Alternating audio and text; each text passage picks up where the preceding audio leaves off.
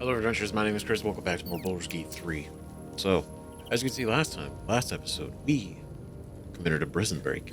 We went in to go down, searching for the tiefling, searching for the taken individuals, which were also the gnomes, right? Bacchus's friend, Wolbrin.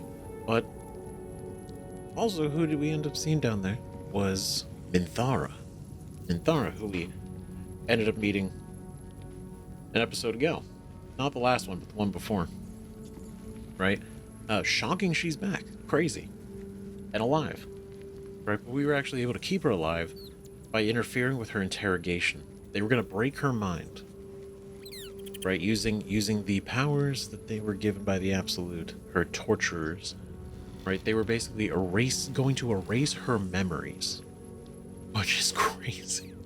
I mean, it's very thorough. Like, for them, very effective, but horrifying.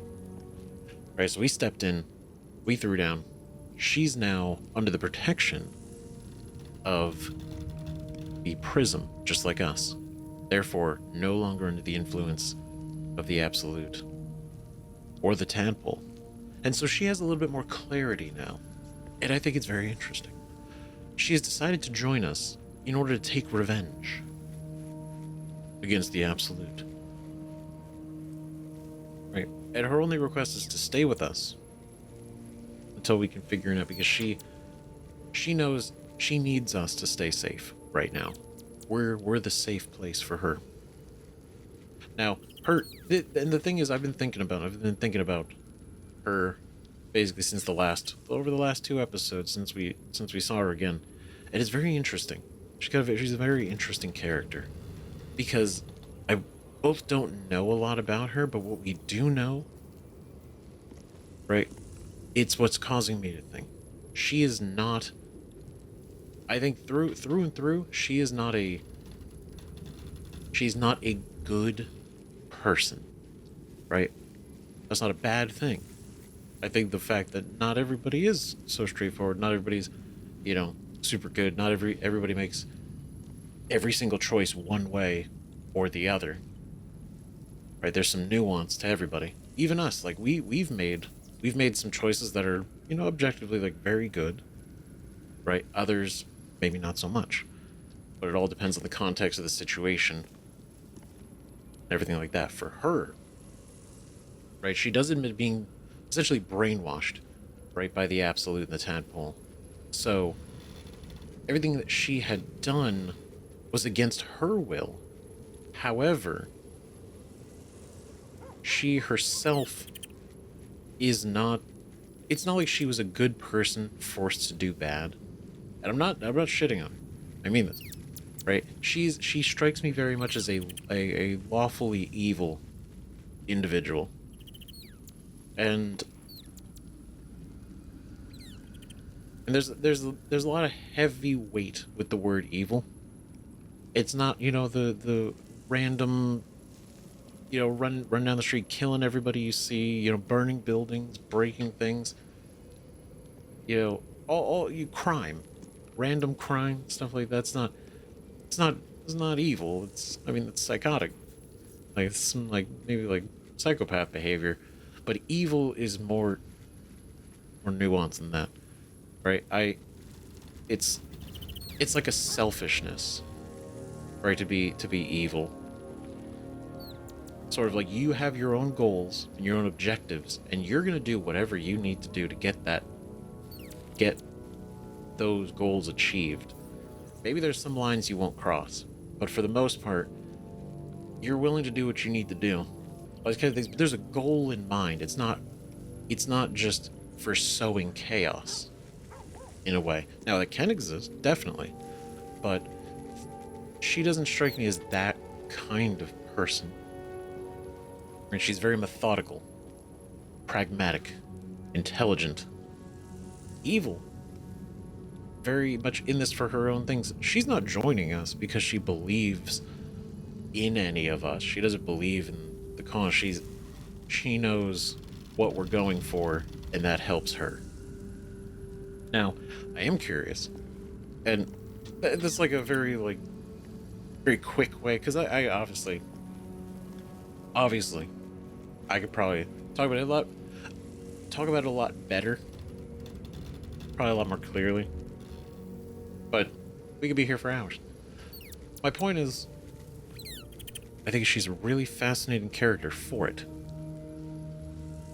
And I very much look forward to see how she travels with us and how this goes.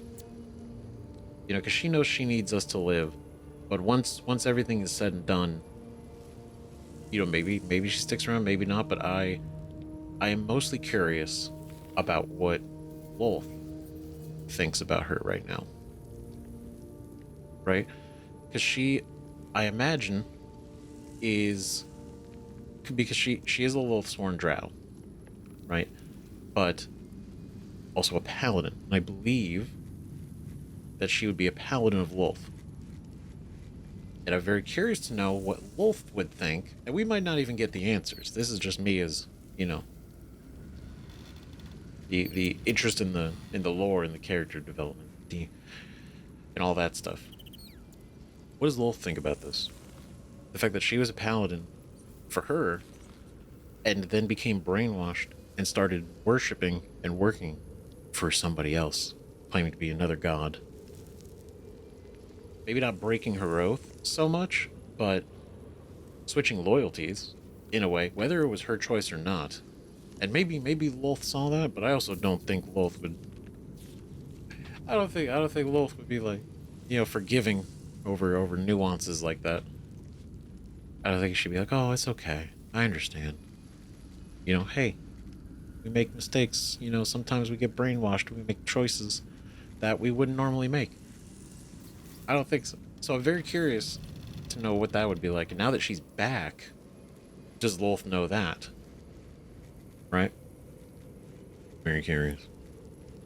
Very interesting. Because basically she would have died. She would have died, and that would have been it. Right? Lolth wasn't really coming to save her in that moment. Wasn't even get involved. But anyway, I digress. That's basically what has been on my mind since the last episode. So we're going in, because we still have a number of things to do, both in Moonrise and outside. We leveled Minthara up, though. There can be no respite. She's got a fascinating voice. Right.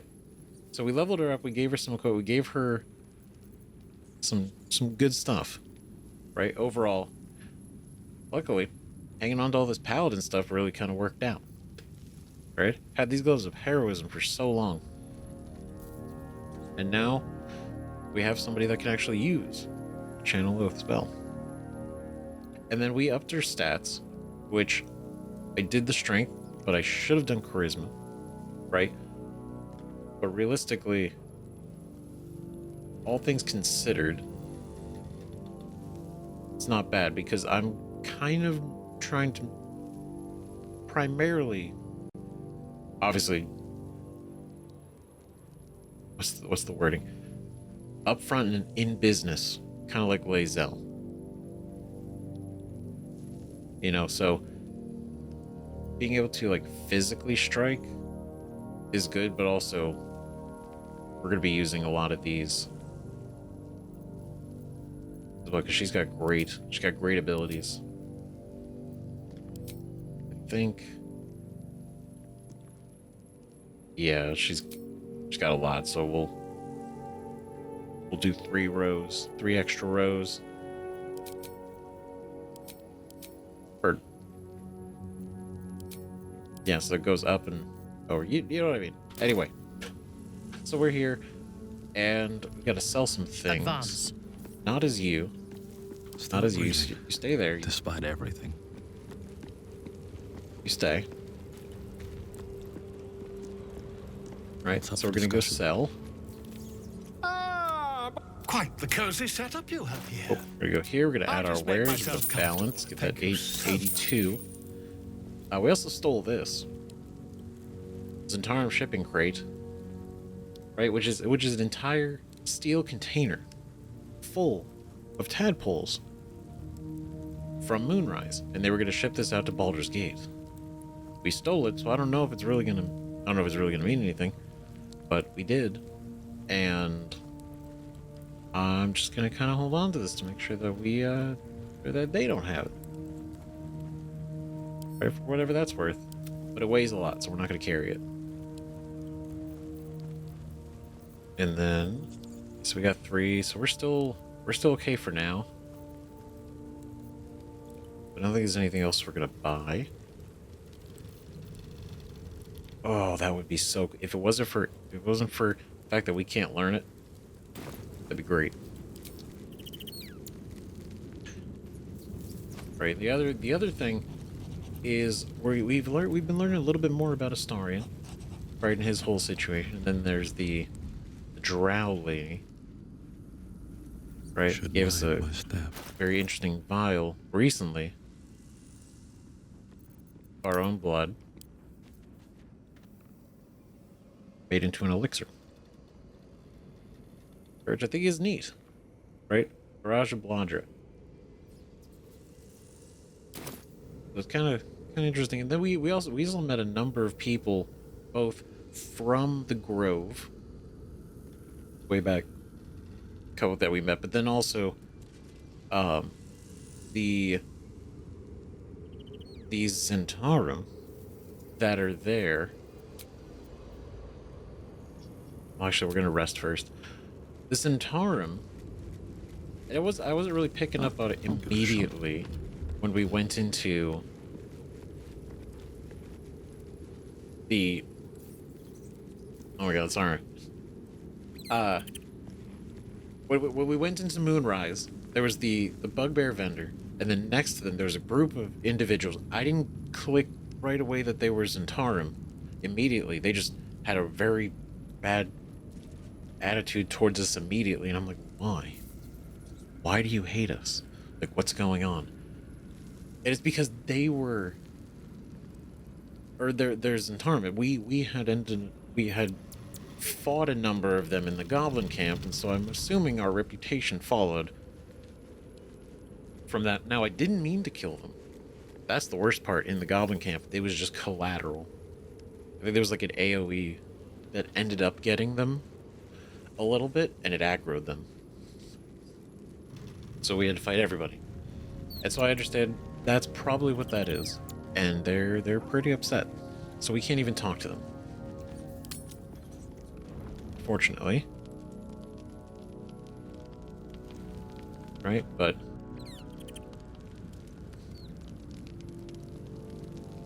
oh, there he is.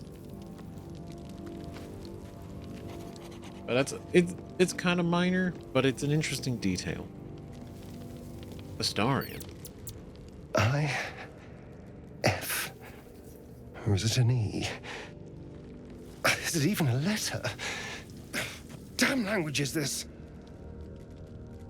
Yeah, poor guy. Want me to take a look? Doing some stretches before bed? Nice scars. Who's the artist? God, such a dick. Want me to take a look? I can take a look for you. What are you doing? Being a good friend. That's what this was. Okay? When you were... Can we be real? You were sucking on my neck not that long ago. And that I feel like was a friendship bonding moment. Now I see he's startled. I didn't know we were here. Sorry, I'll leave you alone. Me? What are you doing? Just looking. What's that on your back? Sorry. I'll leave you alone. Wait. I'm sorry. You caught me by surprise, that's all. I've been tracing the scars on my back with my fingers, trying to read them by touch. But I can't. They may as well be written in Rashimi. Want me to get a mirror? Let me have a look. Bro, come here. Come here, back it up. Let me take a look. This isn't your problem, you know. Doesn't have to be my problem to want to help. I know, now shut up and turn around. Alright, if you don't want answers, you're right, it's not. Good luck. I know. Now shut up and turn around. Fine. The pattern swirls before you, runes hacked crudely into his flesh. You can't read it, but you recognize the letters. Infernal, the language of the hells. And? What does it say? Well, it's probably, ironically, not the worst. I mean, making a deal, it's worse, but Raphael, looking at it, that means he could read it. It wasn't that, because initially when Raphael looked at it and then he like left, I was like, oh, is it written in something he might not know right away? But knowing that it's infernal, he knew what this probably was. He either knew what it meant or who maybe had done it. But either way, wow. It's written in infernal, I can't read it. Not sure, hold still, I'll draw it for you. There once was a cleric of Gond who was cursed with a very small what? Jesus. Oh, what does it say? It's written in infernal, I can't read it. Not sure. Well, the fact we found out that it was infernal, I think we can at least say that for sure. I still think we should draw it if we can. Infernal? Are you sure? Can you show me? Oh, okay, cool. Okay, we do draw. Great. Okay. We're such a good friend.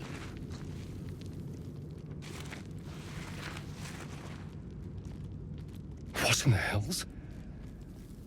I mean, What yeah. did he do to me? Who's he? What does it say? Should we ask the others? They might know something. It's a strange-looking poem. What does it matter? You're free of him now. Oh, so Cazador did this. Like confirmedly, like directly, Cazador himself did this direct branding. What does it say?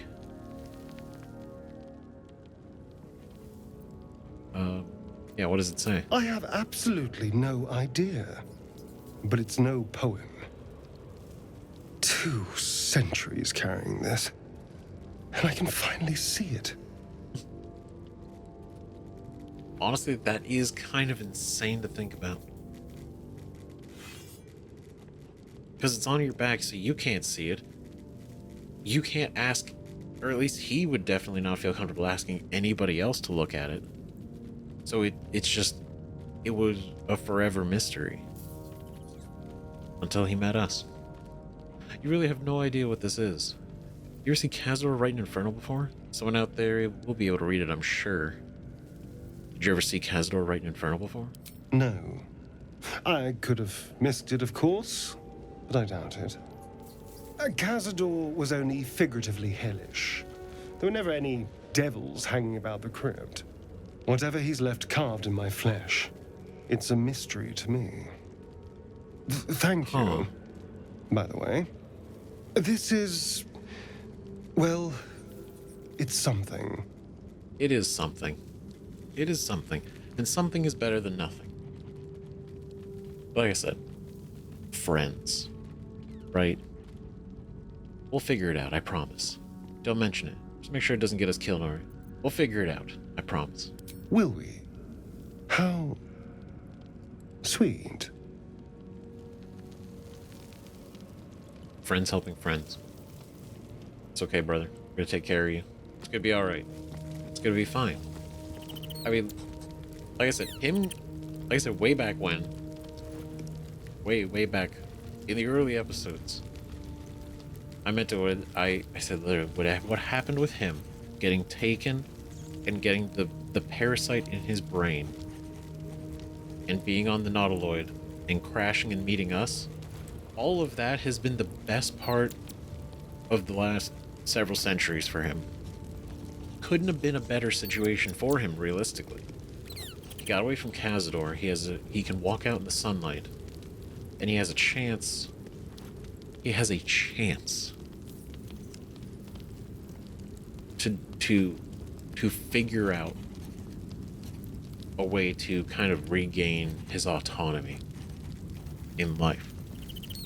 Now, maybe he can't ever be cured of his vampirism, but he at least won't be under the foot of Khazador. Now, don't know 100% sure if anyone else has anything to say, but make sure. I want to be clear. Letting Minthara tag along with us was your idea, so if you wake up with a dagger to your throat, that's on you. You're so right, though. To be fair, completely accurate. And it's exactly what I was thinking, too. It was kind of suspicious. It still feels a little weird. That's for sure. But there's a lot of us and only one of her. Better a dagger at my throat than fangs, Astarion. I know what I'm doing. Jealous you're no longer the least trustworthy person in our camp. Eesh.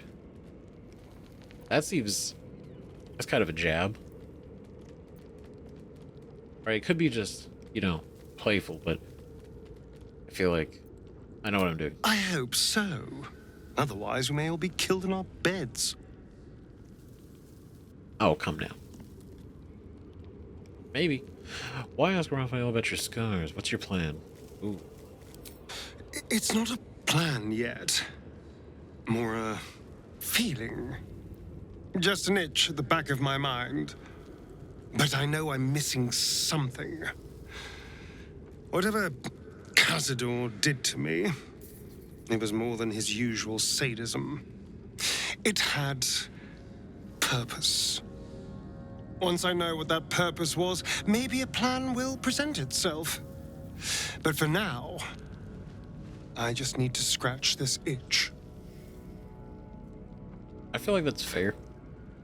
I mean, I don't know about making a deal with Raphael, but finding out what this all is, totally I'm on board. Because I'd probably also think the same way he's thinking. It's one of those things where you have, it's like, it feels possible. It feels like you could know. You could know now. And to never know, knowing you could know, I know that would be horrible. We will support our buddy. It doesn't seem long ago that Minthara would have sought to kill us, and now we've welcomed her along. We're nothing if not magnanimous. To be fair, you did also, very openly admit to wanting to, take out Lae'zel. You had a lot of resentment towards Lae'zel. Now it seems to have evolved a little bit better, right? It's more like casual jabs and like sarcasm, but less, straight aggression. But to be real, Lae'zel also kind of thought the same way. Maybe not to kill everybody, but she was willing to, if she had to. So I don't think it's it's different. It's similar but different, if that's the best way to say it. The only difference is Minthara was kind of more manipulated, brainwashed. I still think she probably would do it if it would help her cause, but her specifically in that instance was 100%, controlled by the Absolute. Fine. What's on your mind? Am I holding up? How are you holding up? Don't be so modest. I can't remember the last time I met someone like you.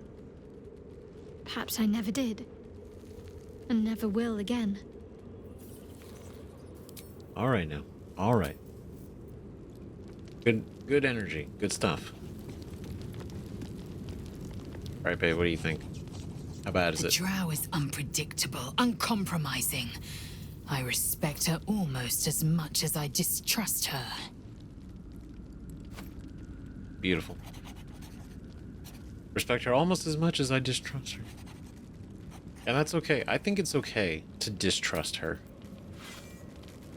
Right? Because let's be real, none of us 100% trusted each other to begin with. I mean, Zeph was definitely more, naively trusting. But, everybody else is not fully trusting each other when we all got together. So, in time, we'll see. Right? Well met. Excellent. Will's like, I'm staying out of it. I have no... Beyond me. Copper for your thoughts. Oh, same with you. Okay. Alright, great. Gale. Any ideas, buddy? Any thoughts? Minthara is something of a closed book, but I suspect a heart of gold lurks beneath that stern countenance. Once she gets to know me, I'm sure she'll open up. She's just waiting for someone ready to listen. Just waiting for someone ready to listen. God damn it. She gets to know me. You know what? Yes. Yes, indeed. 100%. That's exact. Yes, so true. It is. It's only bound to happen. Alright, so before we go, I know a number of people were wanting to know, so I'll just throw it out there. So, this is the storage, just in case. Now, there's a little bit of organization that could be done, and some of these I'm keeping because some of their effects could be useful depending on how we go. And I have this bag here of all the unique items, just because I think it's cool. It's like my little collection. I know I could sell all these. We'd feel no different other than having a lot of money. Right, but stuff like Assassin's Touch, the battle-worn blade that we found, the Cultist brand, Dad's axe. It's just like these unique names. It's just kind of, it's neat, right? For me, I could obviously sell them, have a ton of money. The Portraits of Fane, Red Prince, Close, right? The DS2 paintings. Then obviously like the Absolute Shield, the Training Shield, I just thought was fun. One of the first things we ever picked up since the crash, right? Still got that. The Eldritch Rune. The armor, and then some of these weapons and stuff. That's what this is. Now, I've sold basically everything else. And the reason that's why I'm hanging on to like this, we can't use it. Nobody can use it. But it's the only time we've seen it. That's interesting. This type of lantern, it's unique. Right? The Twisted Branch. So, I've sold essentially everything that we could. I'm not hoarding like aside from this. I'm not hoarding a ton of stuff. I don't know if you're looking at this. It's all books. It's every book we've ever picked up. One copy of everything. I've already had been sold all of the ones that have multiple copies. So these are all uniques. One of everything. And I made sure. I was very meticulous. One of the things I want by the end of this is to have a copy of every book in the game. Just because I think it'd be cool. I think it'd be neat. But anyway, so not like a ton that we have unsold. And not a bunch stacked on everybody else. Right, and for us, very minimal. I sold some other kind of trash items. So for the most part, we're pretty good. And I could sell these. I should use these more.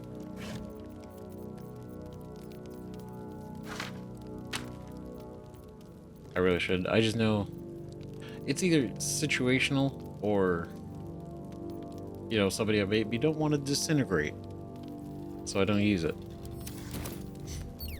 Anyway, it's a method. There is a method to the madness.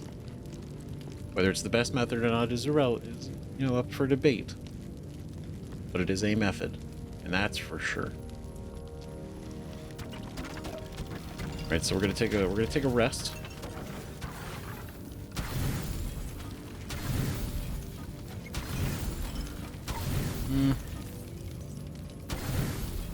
I mean, we're not running low on anything anyway. Who cares? We got so much food. Last time we rested, the ogre showed up and then never again. We scared him off. We failed that intimidation check, but man, did they leave. Which seems obviously not something that was supposed to happen. Probably? I don't know. But one thing we have to do for sure now on our laundry list of things is... It's risky to enter Moonrise with an unwelcome companion. You can pass as a true soul, but they cannot. Be sure to keep them close, so you can speak on their behalf if the cultists ask too many questions. I love that. That's cool. That's cool. Because it's unique because of Minthara. Prepare to push onwards into Moonrise, whatever the risk, caution and vigilance shall allow you to explore the tower unscathed. Best to return later. Okay. So I guess we probably should have just fast traveled out, but we did not.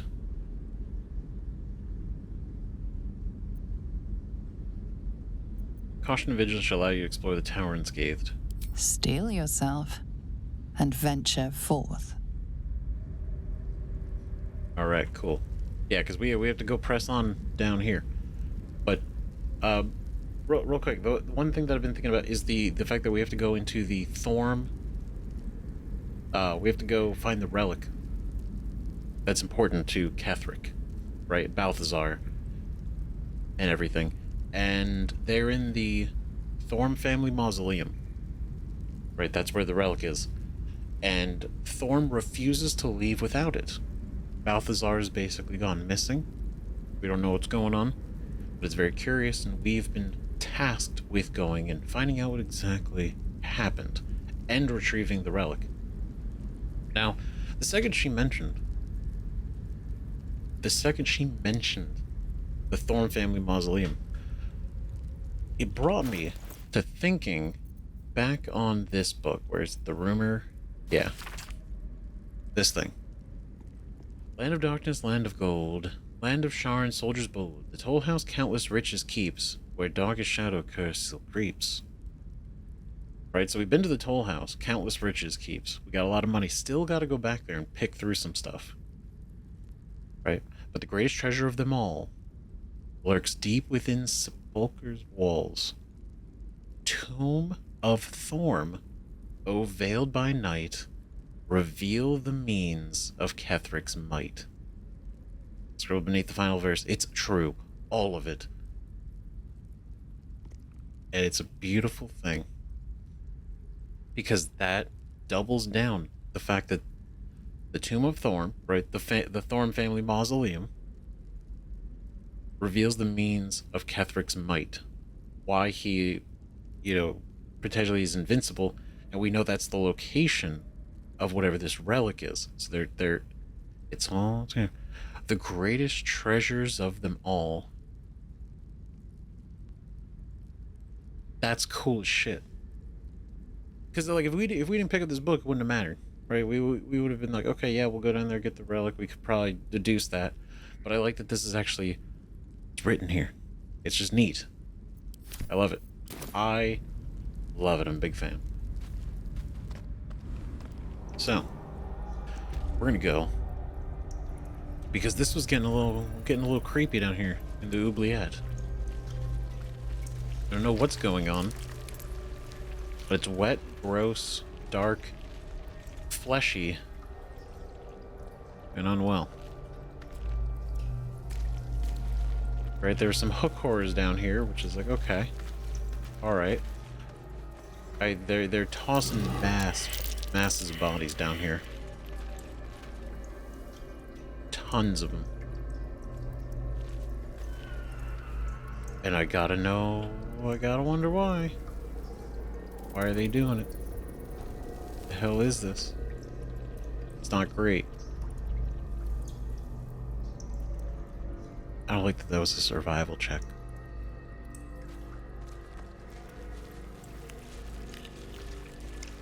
Okay.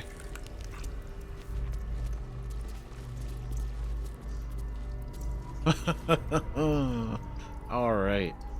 Oh, it's gross. Oh, God. Okay, well. I guess. That's a lot. Is that blood? Chasm. Falling onto a chasm will cause instant death. What the hell is this place? Hey God, somebody said it. What in the fuck is that?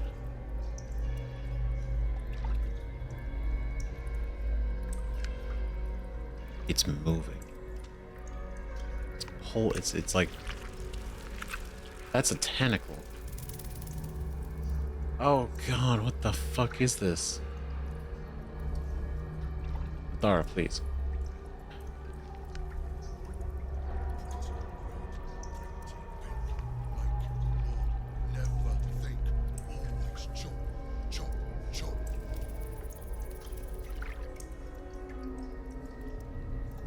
Alright, so somebody's here. All right then.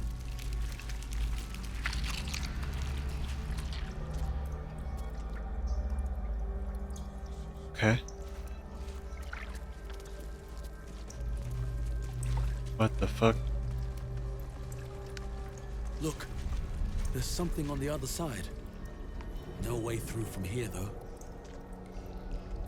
Ooh. Yeah, see, look, it's giving me, you know, nautiloid tentacle vibes. That is a person trapped under there. I mean, dead. Right? Like this guy too. I say trapped, but it just seems like they're not floating like this one is. Oh, this is...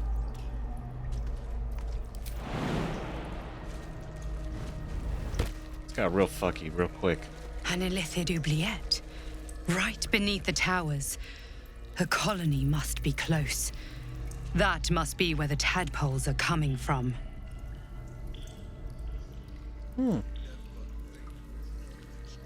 Alright. So, you know what? I guess this is part of the source. So they're like, I mean, this is essentially exactly what it is.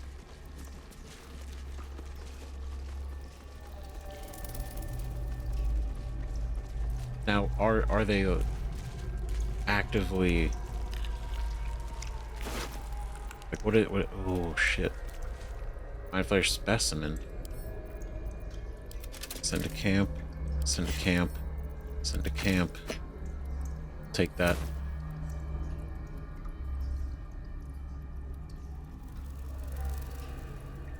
It's just furthering my thoughts. Like, okay, so the tower here is infested. Maybe just the base, but it seems to be kind of oozing in other places as well. Especially because Mig seems to be able to sense it, hear it specifically, and it's not great. But it doesn't mean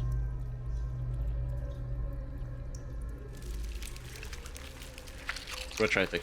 So,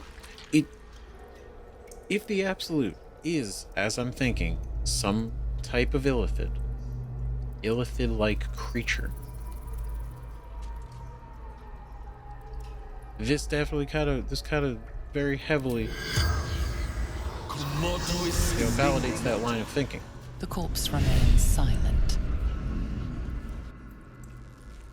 You know, because either the Absolute is an Illithid, which is what I actually am thinking, or they're heavily allied with an Illithid in sort of maybe a quid pro quo kind of situation. Because this is a lot. Gross. Oh god, are we gonna like, this is like a hornet nest situation?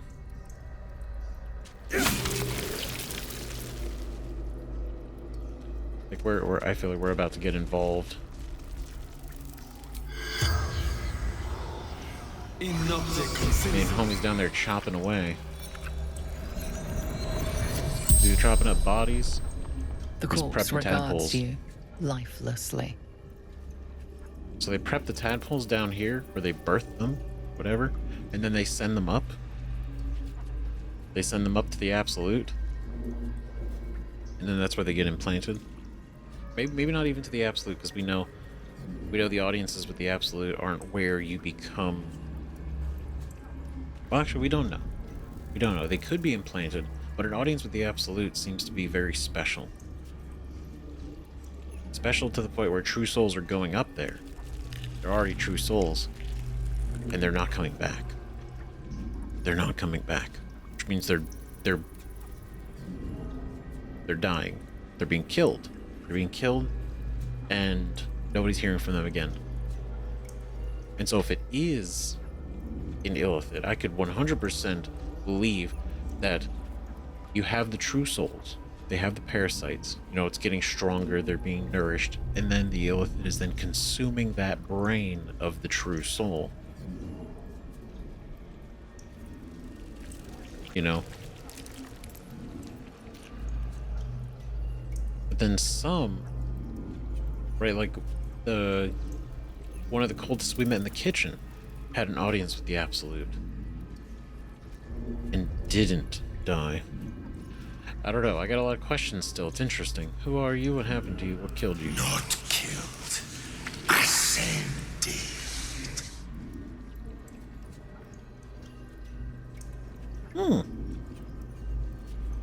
Okay, so is this maybe how you ascend? You go up to the Absolute. You have the meeting, right? Like the conversation we heard in the prison where the 5 true souls went up there. They ascended. And then we're thrown down here afterwards? What do you mean ascended? Left flesh, joined with her, eternally. Oh my god, I'm so excited. This is like so fascinating in the most disturbing way. What happens to the bodies of those that ascend? You didn't ascend, you just died. It's not a question. You're still brainwashed, even now? That's an interesting question. The corpse remains silent. It does not know. It doesn't know it was brainwashed. It knows nothing. What happens to the bodies of those that ascend? Discarded. Devoured. My god. So oh, okay. I'm feeling I'm way more confident in my theory now. So, yeah, so they go up to ascend. But that really just means their mind is consumed and their bodies are cast away. Ooh. What is this place? The Absolute Chamber. Paradise. The spell's power wanes. You can ask no more questions. The what? What do you mean the Absolute's chamber? No shot. Right? There's no way this is actually. May the gods take you first.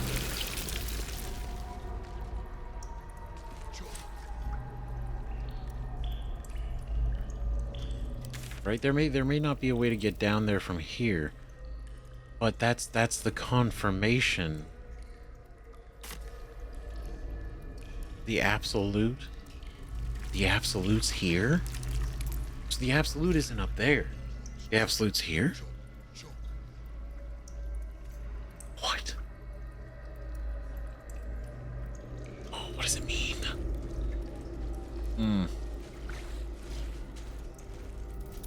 Oh god, I can't see anything. And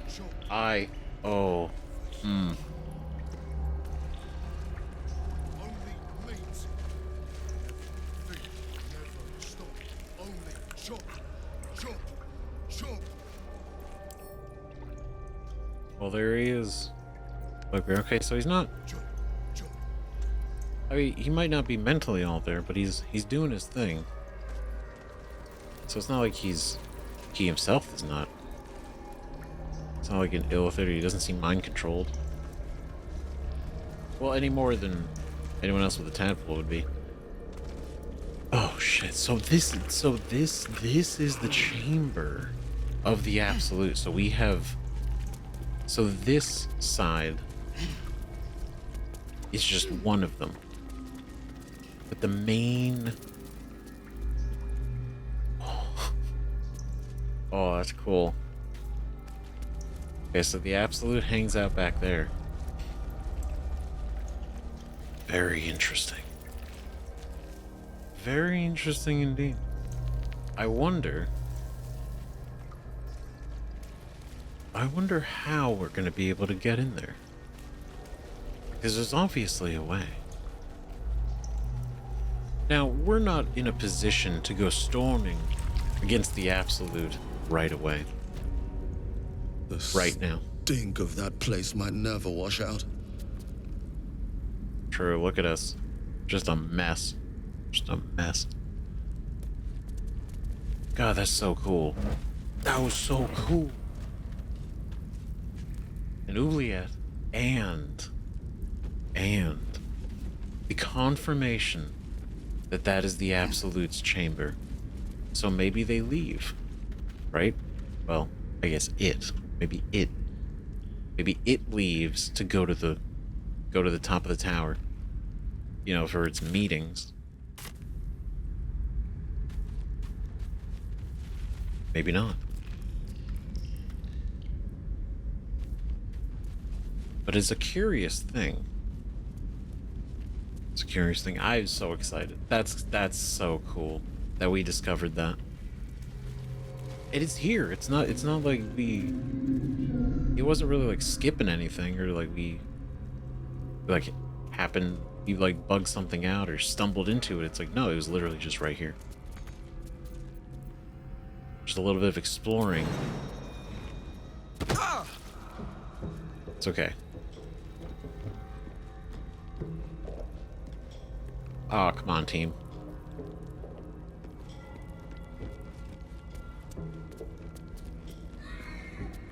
All right. Okay, so we gotta go back to talk to Barkus, right?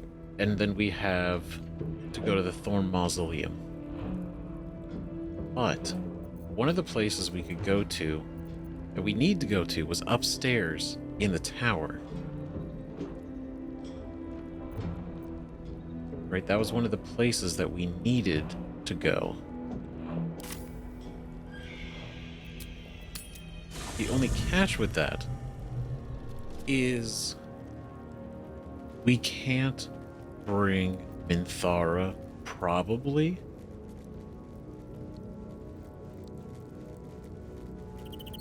We probably shouldn't. All things considered. Right, realistically. Shah's blessings upon you. Just because I think it'd make it more difficult on everybody. I'd join you, but things are looking a tad crowded. Lead the way, then. And trust me, like, I do want to get more time with Minthara, because I think watching and hearing some of her banter, dialogue, and maybe character development would be very interesting. Enough waiting. I crave blood.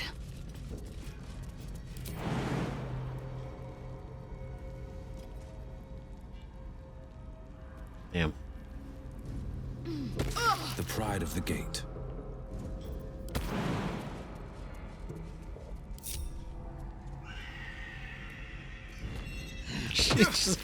The fact that she jumped back up there Not reaction. right afterwards, like, oh, Onward. Blazel. Blazel, you're killing me. Is that blood? No. Alright, great. Never mind. Can't slow Okay, down. cool. So, prison break successful. We have to go. We have to go up to Balthazar's room. If we can. But then there's also speaking with her again. To learn a little bit more about Balthazar. Curse the put Bro, my maybe hands the on everything. I don't know, she said to meet us upstairs. So that's where we're gonna go. Just gotta figure out how to get there.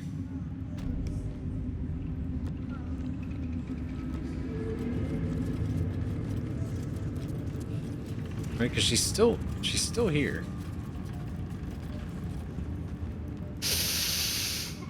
The tower doesn't stink like an overstuffed cemetery, which means Balthazar hasn't returned. So Yeah. why are you here instead of out there looking for him? I don't if you. She did tell us to meet her upstairs. I swear, I'm not crazy. Right, but she's still here. Oh, good. I love answering questions. Great, I love the attitude. What if he's already dead? Death would not silence Balthazar for long. All right. But dead No or idea what to alive, do have next. I not been clear? Find Balthazar, and more importantly, the relic he holds. Neither of which, you'll notice, are here. Great, I love this. Fantastic. What's over here? Whoa. Yeah, up even more.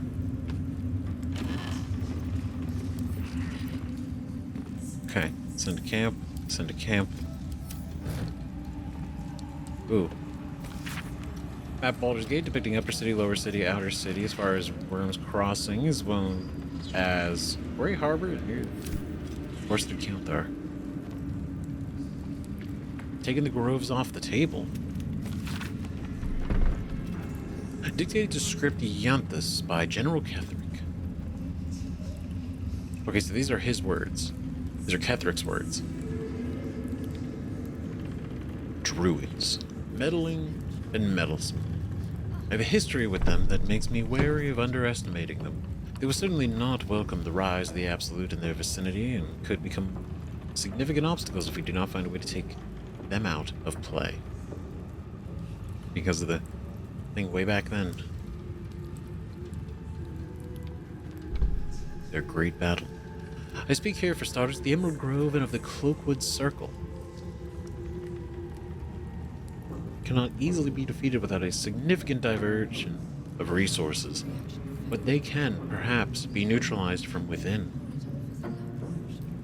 Druids, by their very nature, do not smile, Yanthus. Value...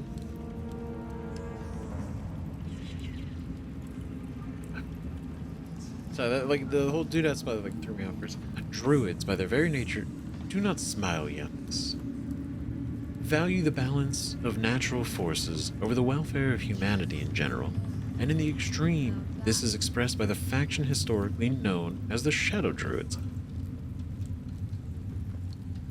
who favor complete separation of the circles from what they regard as the ills of civilization.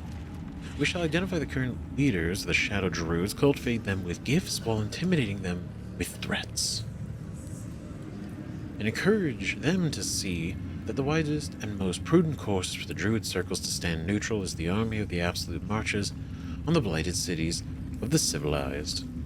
Disciples Zrel shall select an appropriate agent to parley with the Shadow Druid leaders. Eventually, all shall be infected with tadpoles.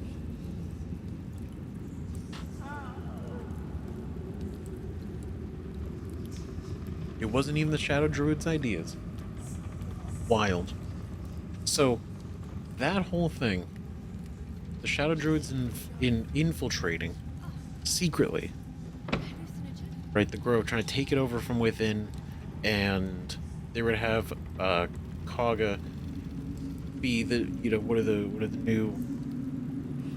new leaders of the, basically the new circle once the Shadow Druids took over.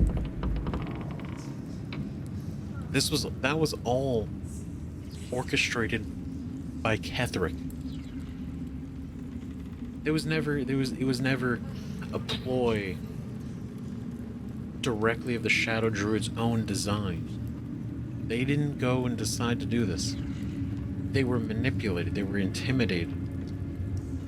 They were forced. And even if they did succeed, they were still going to be implanted with tadpoles anyway. Ketheric was going to fuck him over. And then Minthara wanting to go, you know, attack the place, kill the druid, kill the tiefling, you know, wage war.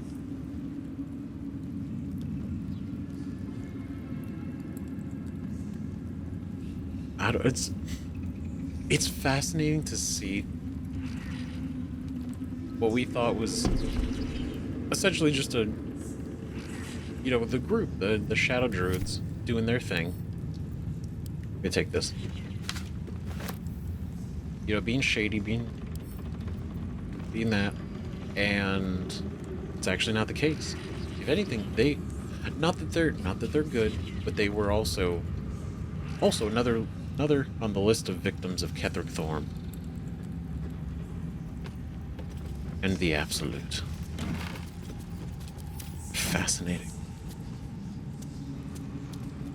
It looks so small from here. Right, any interesting books we got? No. Right, glass cup, canteen. Open up.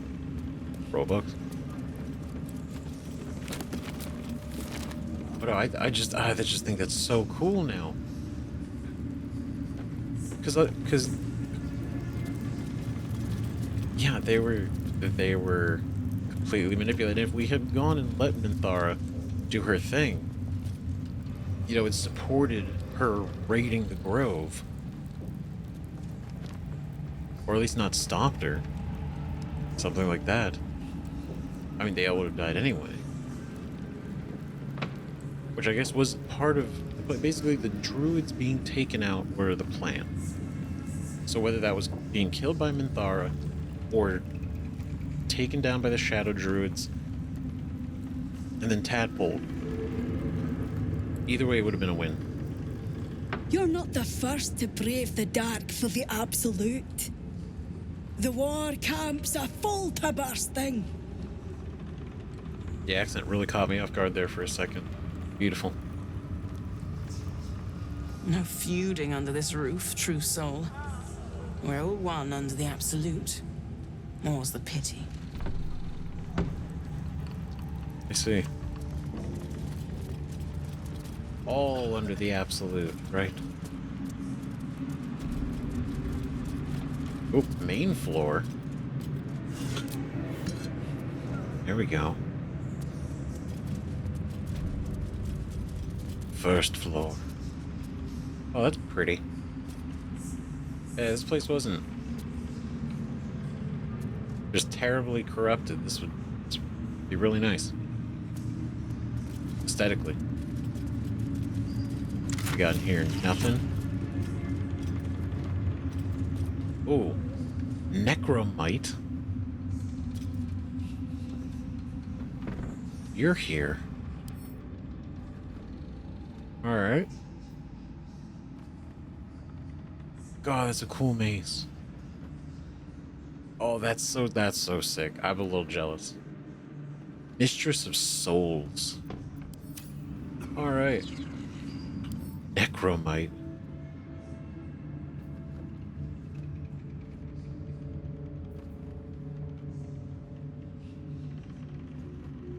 Fascinating. What we got over here? Wow, there's a whole... There's whole sections of here still. We haven't even We haven't even looked through. I can't go through there. They're going to be very upset if I do. Glory of the Absolute. Speak with Dead. Alright. We'll chat, see what's going on. It is not your time yet, Blessed One. The rooftop chapel is reserved for the General's private contemplation, save for those he chooses to ascend. This must be the place. We have to get inside. Ooh, Dream Visitor. And see, now that we have some idea of, you know, what Ascension is, what Ascension truly is. Yeah, so the Chosen, which I imagine are either liabilities or they're individuals that, again, a lot of this is predicated on the fact that this is an elephant. So, you know, could still be wrong.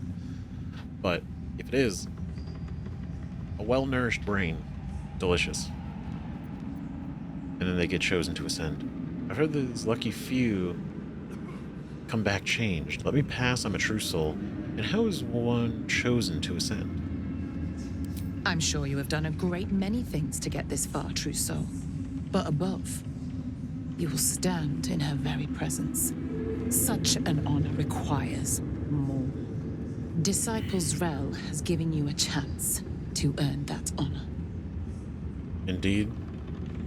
Prove you already. Reach out for her tip. Probably not a great idea. Especially because if we fail that'd probably be really awkward. And if I choose to go anyway, will you stop me? What's with the skeletons? Is the Absolute dabble in necromancy now? That's a good question, too. Her design does not end at the grave, Blessed One. You will serve, whether you ascend or fall, and I find use for even the fallen. I hope that is some comfort to you. Wait, don't worry, if you die, I'm still gonna puppet you around, so don't worry. Feel good. Oh, there's Mig.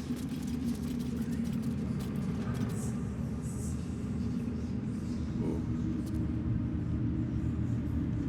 That looks obviously very Sharon. If not actually her.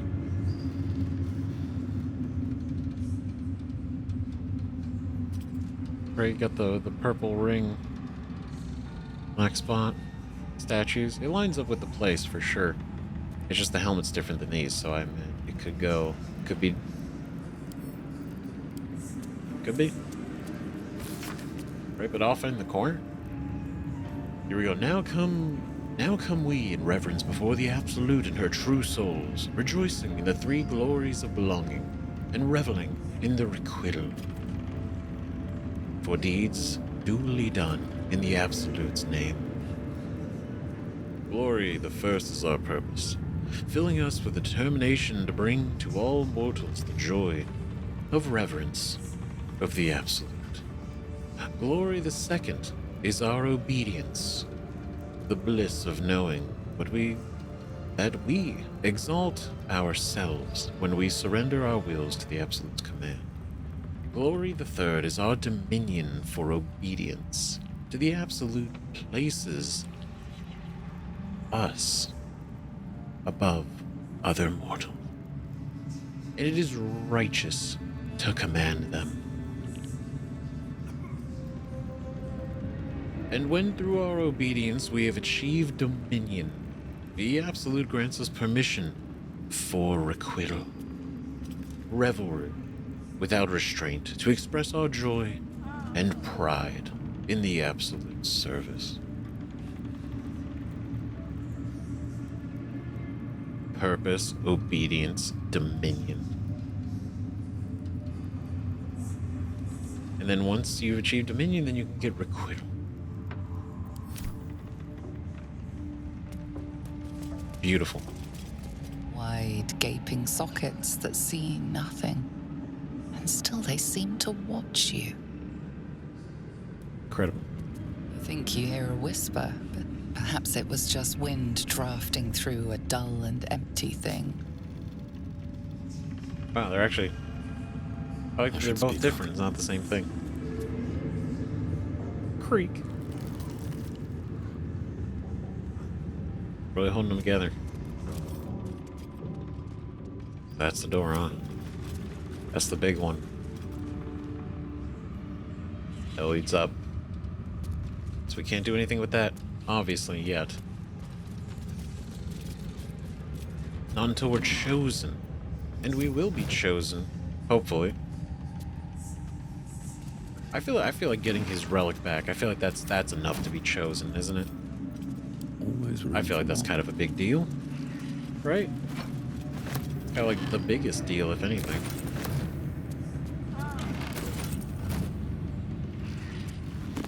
Just need to not actually ascend. That honestly would put a damper on things. You know, really thinking about it. Caloric.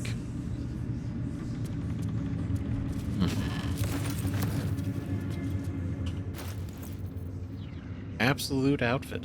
Adorned with the tripartite. That word. Tripartite. Symbol of the absolute. This ensemble of black and green presents the wearer as either a mocker or a devotee of the cult, or someone who likes the cut and color, or someone who is cold.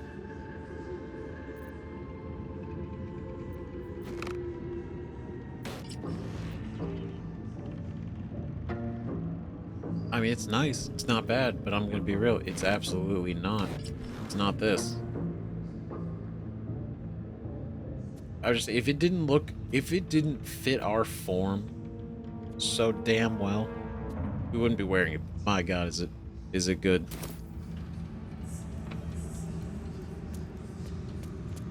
You know, like I said before, the evil one's always got style. Guide to the Sword Coast, the Risen Road. Scroll of Blur, okay. Nothing. Alright, leaders of the Zentarum. And I think that's it. Be really nosy here. But now we're getting into potentially stealing territory, so I gotta be careful. A little gift. Marcus, I assume no explanation is needed for just how rare these appendages are, and I trust you shall make good use of them. You have a golden opportunity to please the general. Do not squander it. Access to the unwilling donor had proven difficult since the harvesting. But if I am afforded the opportunity, I shall pass along your gratitude. B. That's wild. So, this is the letter given to Marcus. Talking about how this person, B, ripped the wings off of something and gave them to him. I was like, you have a golden opportunity to please the general. Do not squander it. Access to the unwilling donor has proven difficult since the harvesting. So whoever they... I mean, maybe... Is it because they're dead? Right, but it says access to the unwilling donor has proven difficult. So whoever those wings came from... I mean, I'm not going to try to overthink it, but whoever they came from seems to be a little harder to get back to for them. Or just a fancy way of saying, oh, they're dead, so, you know, it's a little difficult going and finding them. This book is redolent with the enticing smell of paper and ink, beheading the bitter roots.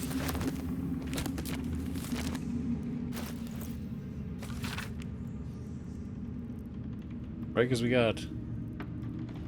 So the Grimforge region is an important choke point, as it controls access to Moonrise Towers via the Underdark. But Grimforge is occupied by the Duergar Bitterroot clan. Though not numerous, these Duergar are a band of tough combatants, and can prove inconvenient obstacles should we need to move military assets quickly through the region. These Duergar must be neutralized. Accordingly, let a team of Orin's crack doppelganger assassins be assigned the task of killing King Guerdon, the monarch of the Bitterroot clan. After the assassination, the team is going to gather Guerdon's head especially his crown, and before ensuring that both are hurled into the fathomless depths. The bitter roots, unable to crown a new king, will fracture into quarreling subclans, the leaders of which can one by one be tadpoled. Disciple Zrel, on the behalf of General Ketheric. Ketheric's fucking things up. Holy shit.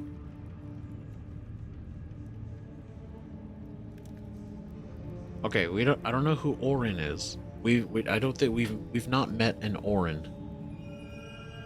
We've not met an Orin. But doppelganger assassins. That's kind of two very scary words. Doppelganger assassins. So they went, they killed the king. They got his head and his crown.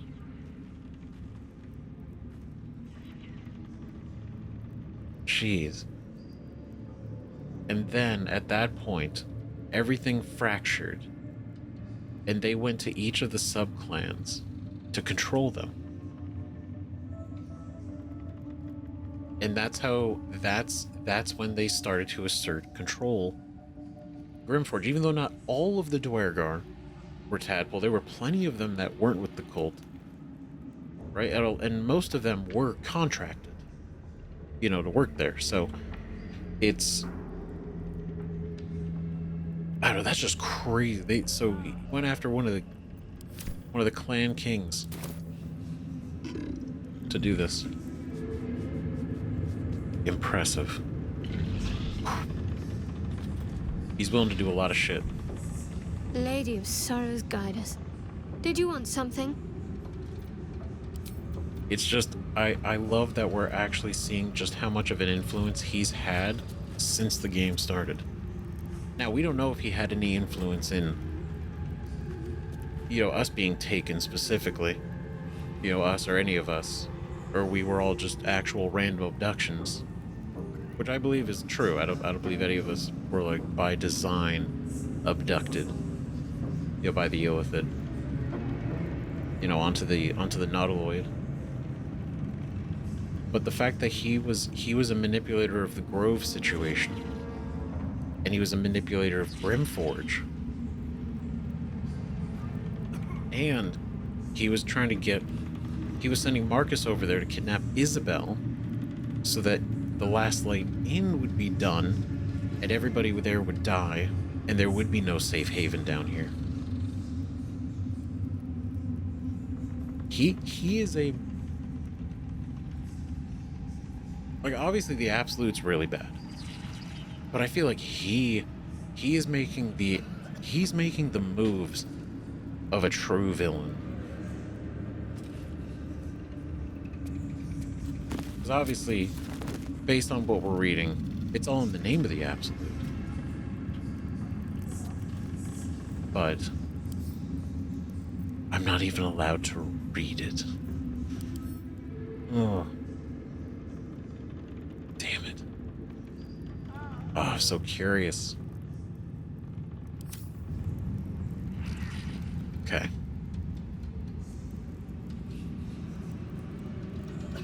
Okay. Alright, Gloric. What's going on? You can pass. In the name of the Salute. Thank you. Thank you.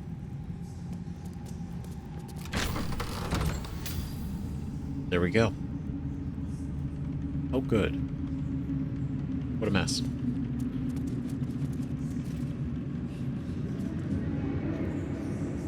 Oh, God. Okay. You're good. Close that. I need some privacy. Yeah, that about checks out. Because the second we knew he was doing experiments, I was prepared for some fucked up shit. This is... Didn't exactly plan on seeing the bodies. Blood everywhere. My good God. No, this is fucked. This is pretty fucking bad. Good God. This is the log of the work of one of Balthazar's necromancers, Cressa Bone Daughter. dated 10 days ago. After the state the Fallen One was in, I never expected Cressa would be able to save it. I was hoping the usurped thing would die.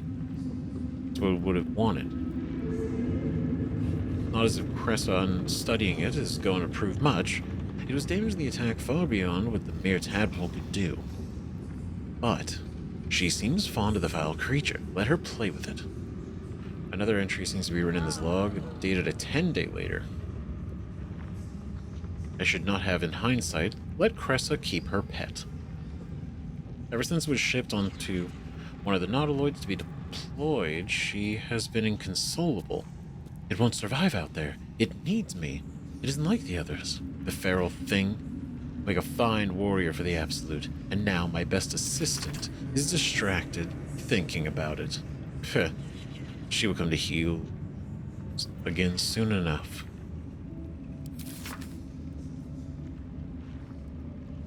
Pet. I mean, pet could be, obviously it's more figurative. Could be a slave, could be just somebody. Right, but this is an interesting line, right? Ever since it was shipped onto one of the nautiloids to be deployed. What does that mean?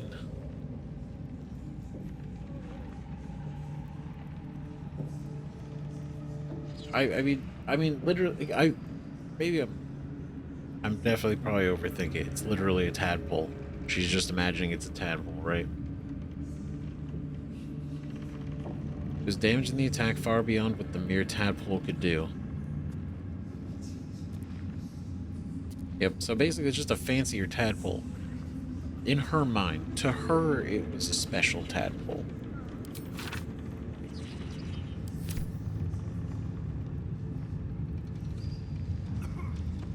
Engraved Githyanki Once disc. again, your mind opens to Lae'zel, and she considers the disc.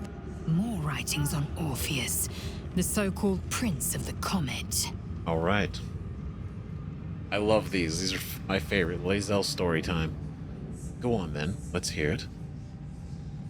The Prince of the Comet, Part 3.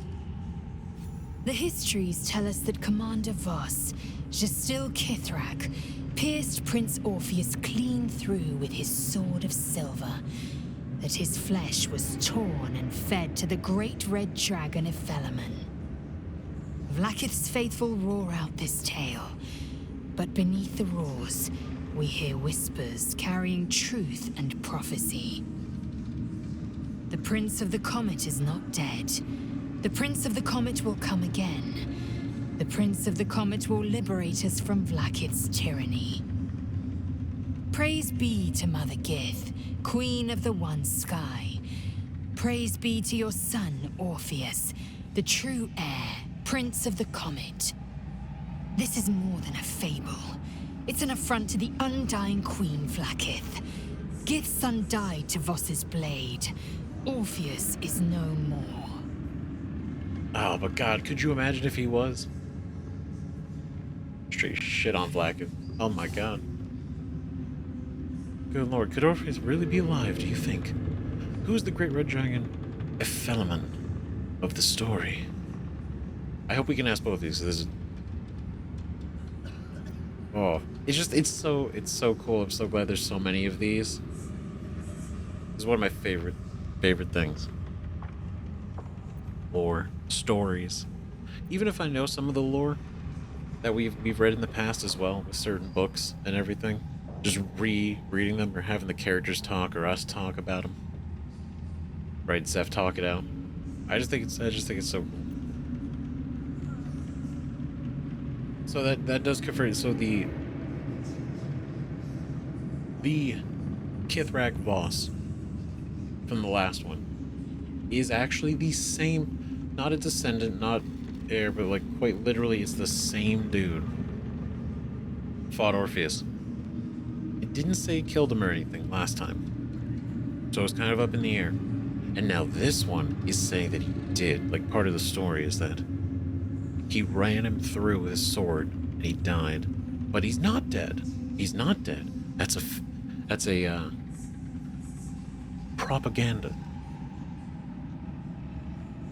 or part of Orpheus's scheme, maybe, faking his death. And if Voss is loyal to him, in a way, right? Because I say loyal to him, right? But it's more. He was against Vlaakith's entire thing, especially once he probably found out what she actually did to the true Mother Gith. That, depending, did he try to kill, did he work with Orpheus to fake Orpheus's death? Because that would be a crazy plan. That would be such a long-term plot that they planned together to take down Vlaakith, playing the long game. Right, but let's see, could Orpheus really be alive? What do you think? Who is the Great Red Dragon? I want to see what they talk about on this. Tiamat's emissary. It was he who carried word that Mother Gith had negotiated the gift of the dragons, and that Vlaakith I would preside as Queen of the Githyanki. The Felaman remains the Queen's consort to this day, as endless as the empire he now serves. I love that she knows so much. It's great. Could Orpheus really be alive, do you think? It is not just improbable, it is impossible. Ketheric Voss and his red dragon slayed the Fell Prince. You could no more resurrect him than you could glue together the pile of ashes he became. My Vash taught that the silver bells of Vlaakith's court still ring out before every hunt in celebration of the prince's defeat.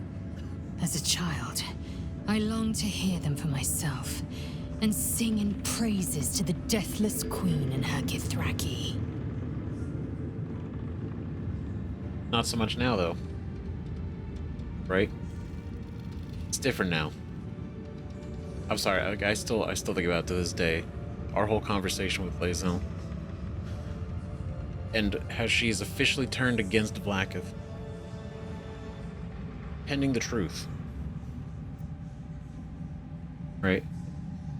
She has sinned against me. So good. But no, so that's the thing. Because now I'm like, okay, if that is true,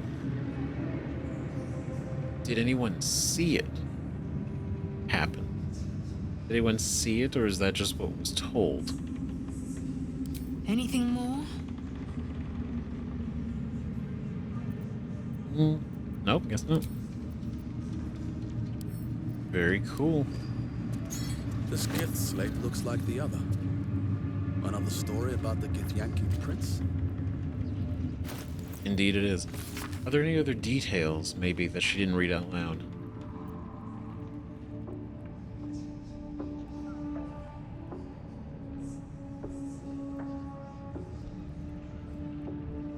Right, but the fact that he killed Orpheus, fed his flesh to the dragon.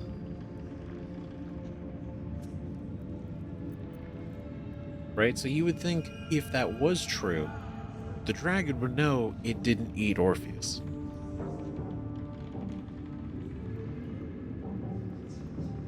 Right, so the question is, if he is alive, how did that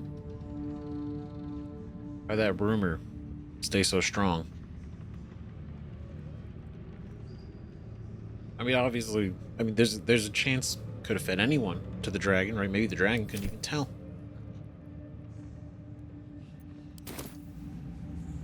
But I guess we'll have to find more pieces.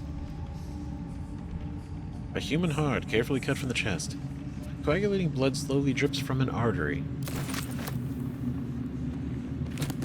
Oh, that's gonna be gross, isn't it? It's already pretty gross. Wait, I meant to pick that up, keeping you. Alright, so this is already pretty fucked. Surgery kit. Attention acolytes. What are these? So they got tools. with something going on here. Ah, yes. Horrifying. Okay, so attention acolytes. A reminder, acolytes are permitted entry to my chambers for the sole purpose of collecting moon lanterns. My library is not to be tampered with. While the Absolute appreciates your eagerness to learn, my bookshelves do not. Any request to borrow from them must be given to me in advance and are like to be refused. Should you desire information on poisons, do not think to read any tome on the subject here. They are inclined to grant more knowledge than the written word could provide. Remember, the Absolute's purpose is better served by a beating heart than a poisoned mind. Though if you choose death, I will ensure you serve her still. That's so intense. I mean, it's pretty cool how they like conceptually, like, it's cool in like a twisted evil way, where it's like, oh, if you die, oh, you'll still serve. Death does not stop that. Also feels very Warhammer. Cross section of a brain. So we're getting an idea of his experiments.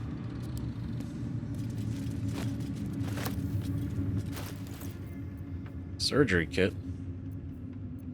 Okay. Well, let's see. You know what? I'm taking this too. He's not here. And honestly, if anything, it might be better that he doesn't come back. Balthazar? I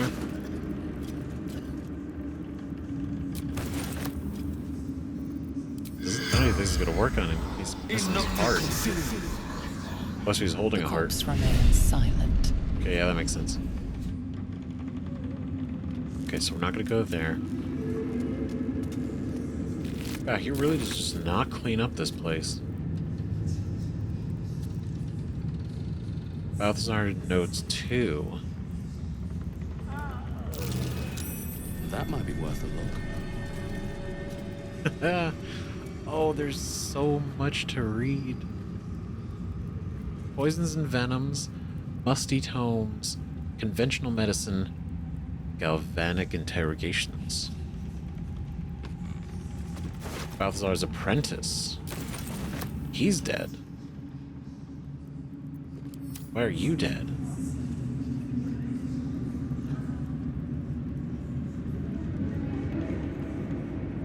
Oh, wait a minute. Is this connected? Wait, no, maybe...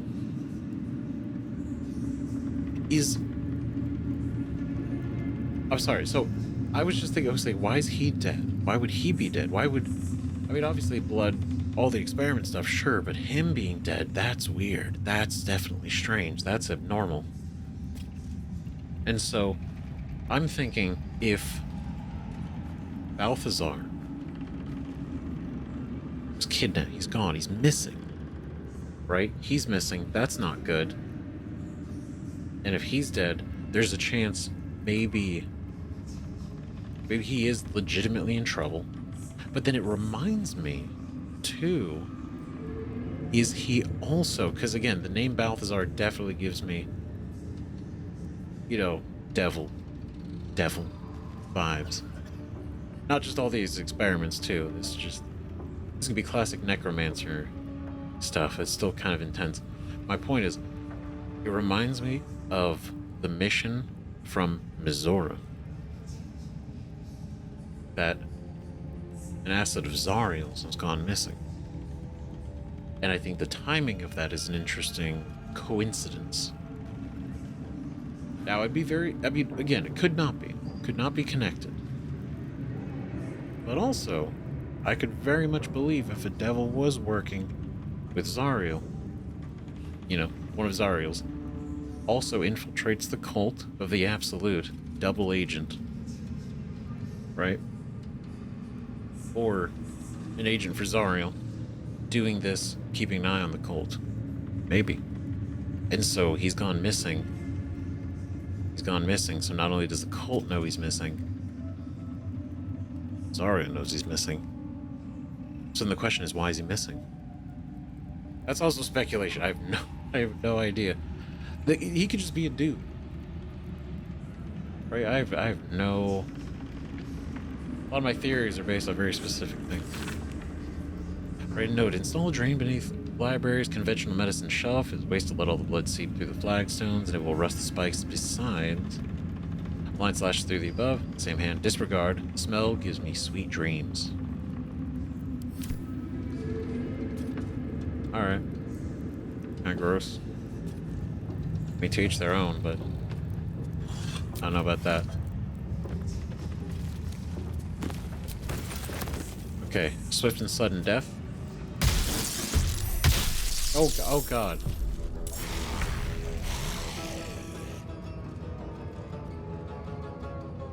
Oh, it makes so much sense. No, it really... Oh my god, it makes so much sense. Sometimes now. The only way out is through.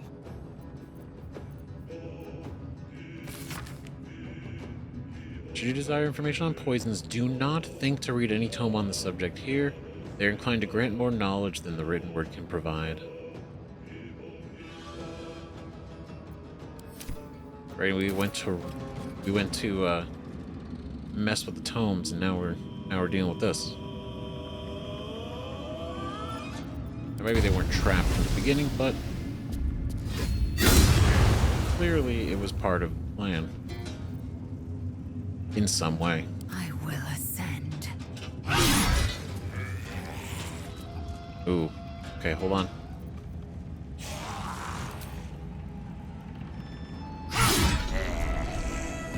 Where's the other one? Is it just you? Okay.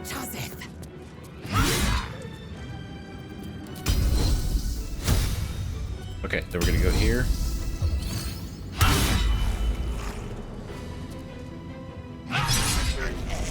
Okay, I was gonna say, go ahead and die. No traps, please.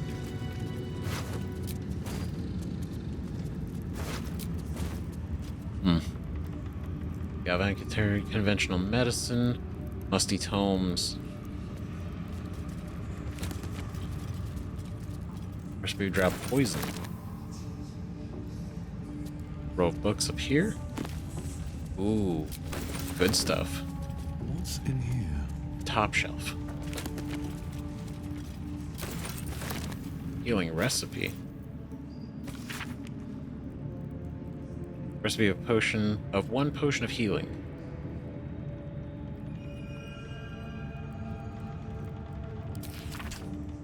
Right, because we got this. We've read this before. And then drought poison. Right, so it lets us craft it, which we also had looked at. Swift and sudden death. Scorched book, its pages singed and tattered. Though its contents have been rendered illegible by some unknown phenomenon, it is still possible to make out the dedication. To those who doubted me, may the storm claim your final breaths, and the earth reject your rest. Damn. Earth, reject your final rest. What a line.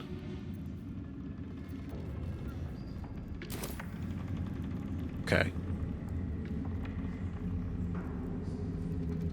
Curious about that, though. Conventional medicine.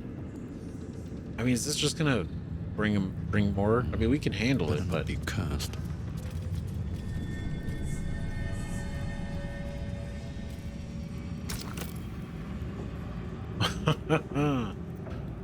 All right. Hold on now. Okay, conventional medicine. Oh, there we go. Very good, just a quick shot. All right, ancient altar. Great, good. Those are the guys. My bad. My bad.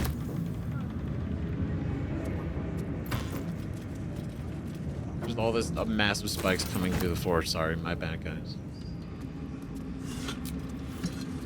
That's all. Balthazar's personal notes, too.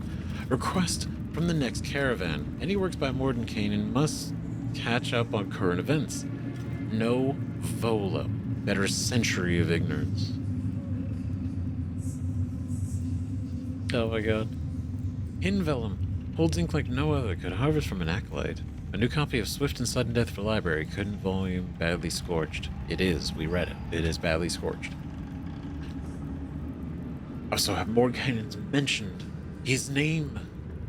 What are the greatest? What are the greatest? Right, it's funny enough I have, because they made, for 5th edition, right, they got Volo's Guide to Monsters and Mordenkainen's Tome of Foes. I have both books, and I gotta say, Mordenkainen's my favorite. So good. All the time. Just for fun, reading it. But it's got so much information on there. It's great. And I love the fact that his is incredibly reliable, and Volo's it's fucking Volo. It's great. The way where even he recognizes it, he's like, yeah, don't you fucking dare.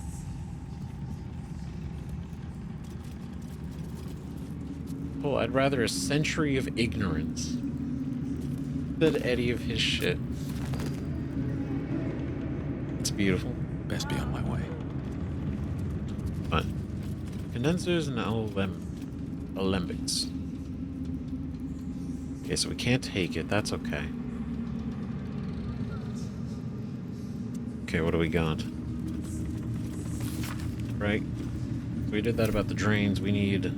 Well, we don't need, but there's clearly another one. Purple fluorite shard. That's cool. There's a sensor. Crystal ball. Ooh, moon lantern. Exciting. We don't need it anymore outside, but it is cool to have. Alright, I'll take it. Wooden desk. Right, though, okay, wait. If it's a functioning moon lantern, then I would imagine there's a pixie inside that is in need of being free. Since we don't need a moon lantern anymore, you know, maybe we can at least help out with that. Is there... Okay, Hermang, is there anything? Okay, let's see. Can't Can afford to I... stay idle.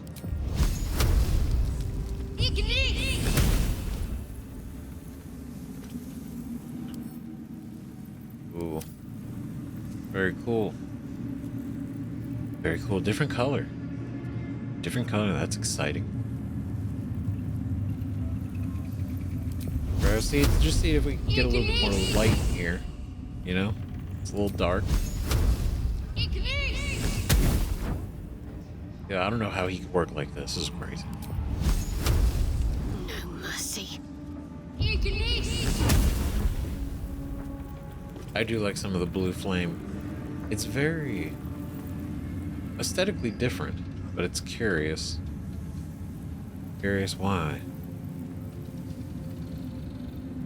Flare. Obviously, that's exactly what it is. Let's get going. It's just style. Absolutely style. On my way. I don't want to pull that until I'm 100% sure what it does. Well, I know what it probably does, right? It opens this door, which probably leads out to a balcony. Right, and judging off of this, there's a walkway, and it would make sense. I don't know if we're allowed out there, so I don't want to go and open it, and then immediately get talked to. What are you doing out here? What's going on? So we have to defend ourselves, it's a whole thing. Goblins, the oubliette. Goblin troops, though crude and a bit dim, are valuable because they are adaptable and can be fitted into a number of different military roles, excelling as archery, skirmishers, and war cavalry scouts. If rigorously drilled, some can function as disciplined phalanxes, armed with half-pikes, and even the ones who can't be trained to march in step can serve as prime catapult fodder. Look, if they can't be trained, we can launch them. The key to recruiting a tribe of goblins is their profound respect for their priests, who lead the tribe members in the worship of all conquering oubliette. Nope.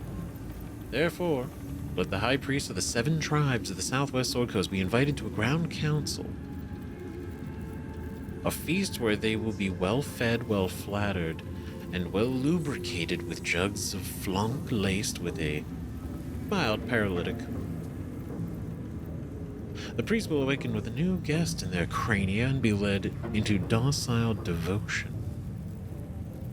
to a new and greater god than Maglu, the Absolute. And trust me, where the priests go, their warriors will follow.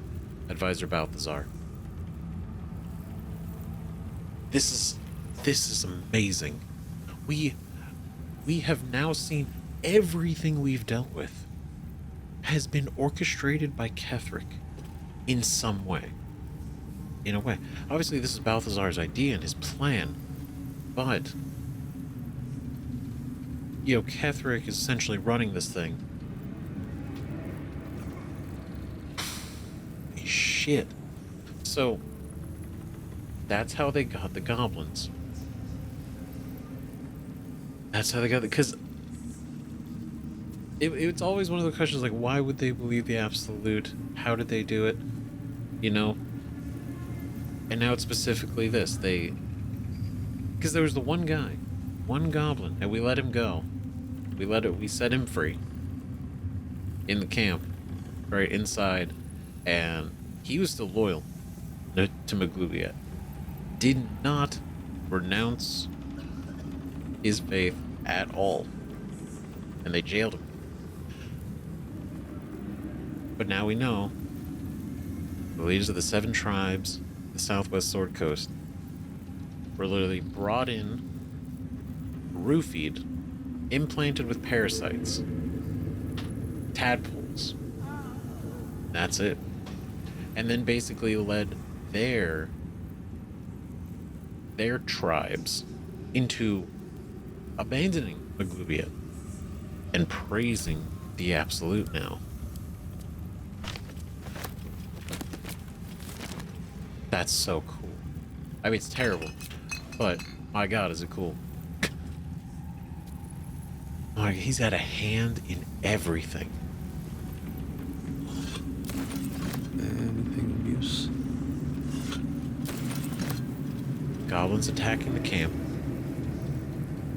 The druids dying, Minthara leading them to kill the druids.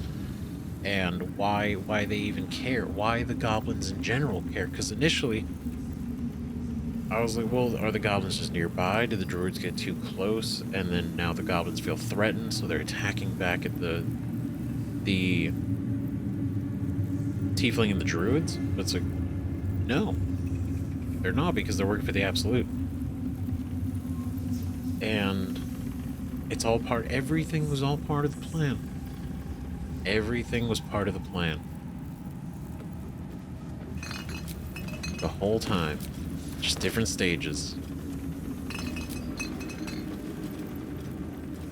Absolutely mind-blowing. Fucking fascinating. Oh, what are you looking at in here? I spy with my little eye. Nothing of note, really. I mean, to be fair, he's got this facing out at a stained glass window, so probably not his best move. But, it is what it is. Yo, who am I to judge? I'm judging him a little bit on this. Right tool will do the Yeah, trick. we're just gonna go ahead and pop this open real quick. A little 2-finger bonus.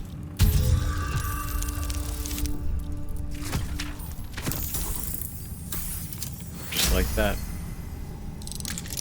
Exactly. Ooh. Derivation Cloak.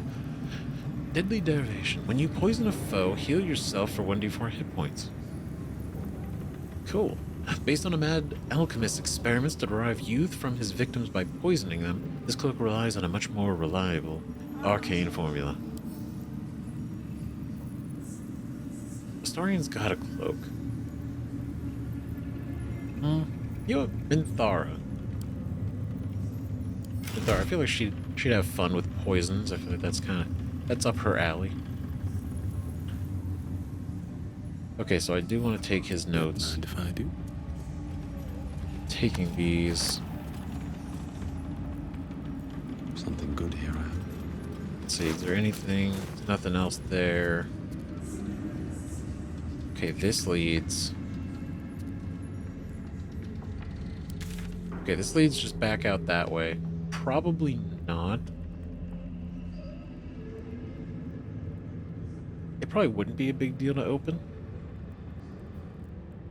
Right?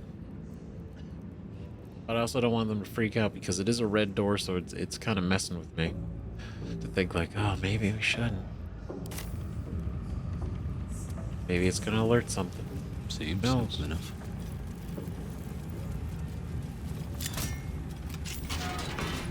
Right? Have no idea what this is. Ancient altar?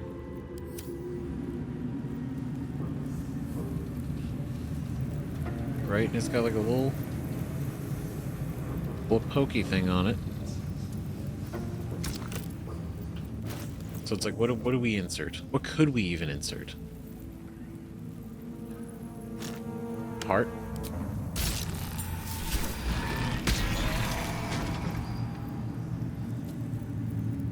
Oh my god, it is. What the fuck? What?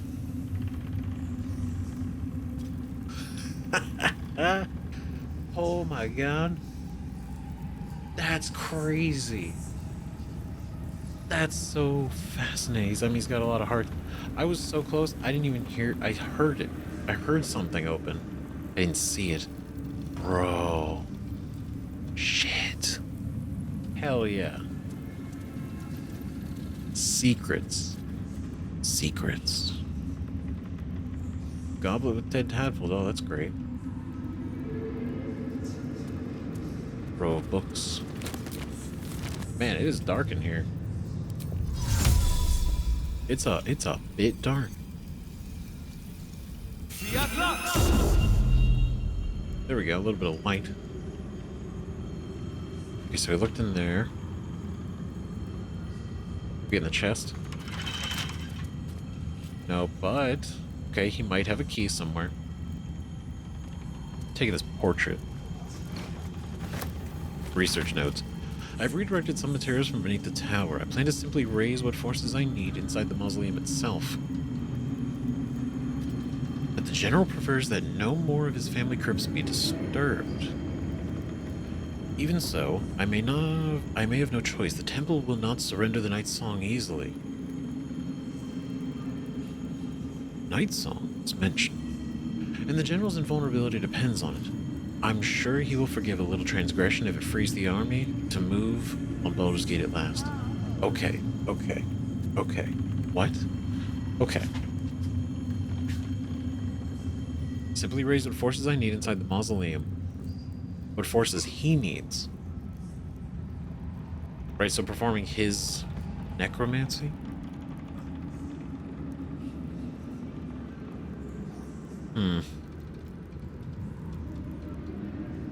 We've redirected some materials from beneath the tower, assuming that's the oubliette that he's talking about. So he's repurposing the bodies. Right, but he doesn't want the... Ketheric doesn't want the crypts disturbed. Right, but he has to do it in there. The temple will not surrender the Night Song easily. And the general's invulnerability depends on it. So, is the Night Song what's providing Ketheric with his invulnerability? Is that what it means? I mean, I'll probably learn more, but... What? So we haven't heard the Night Song mentioned in a while. That's one of the things we had to retrieve. The temple will not surrender the Night Song easily. This Night Song sounds like the source of Ketheric's immortality. Okay, Night cool. Song. A tender name for a cultist artifact. If we find it, we might turn it against him. Finding it may be easier said than done. Okay, not with that attitude. Okay, but you're right. You're right. Honestly, the night song. When I first heard it, it's like, okay, it's an artifact. But the more I thought about it, I'm like, well, it sounds like, you know, like kind of like her name, Shadowheart. You know, you have somebody like the night song. You know, somebody that, you know, sings Seluna's praises or something, right? Because, you know, goddess of the moon, something like that. But then it seems to be like a physical object. That's kind of, I mean, that just means we can probably run in and out. You know, theoretically. The necromancer was experimenting on the tadpoles. But Yeah, they were already imbued with Netherese magic. So where did that magic come from? Wait, the tadpoles were infused with Netherese magic? Oh, that's interesting. I saw this. This seemed kind of sad. Oh my god, it's missing its scalp. Top of its skull. Wow. He was fucking around with pixies too. Broken moon lantern. Oh shit, so... Broken moon lantern catches your eye. Its glow now snuffed out.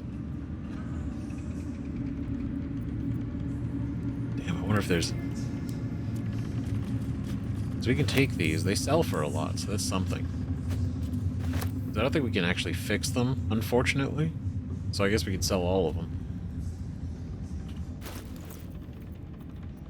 Right, because if you look at the broker, they sell for 30. That's pretty good. Right, because I think we got 2 more? 2 or 3 more, including the one that we actually freed the pixie from. And we just picked this up.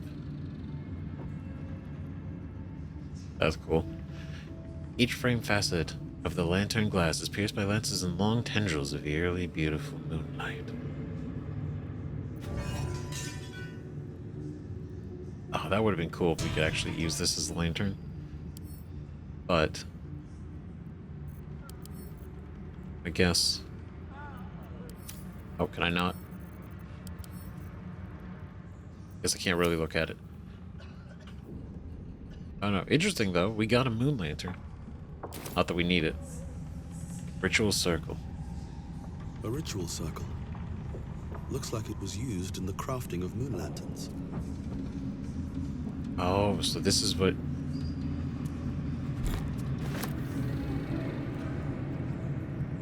Jeez. That's kind of sad. There's got dead pixies here, so he's...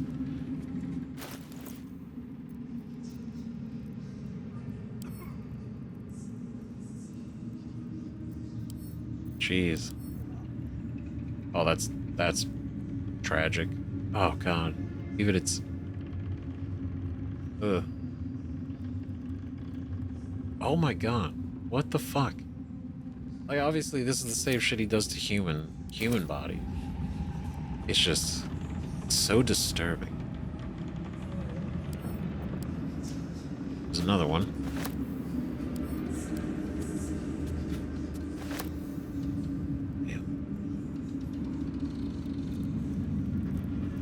Blood-filled bowl, goblet, with dead tadpoles. A goblet filled with the mutilated corpses of illithid parasites. Whatever ungodly experiments were performed on them likely killed them. God, look at that, that's a whole thing. It's like a weird soup. That's gross. So he was... This seems very private. And I torture chair, that's great. Obviously they're a big fan of the Absolute.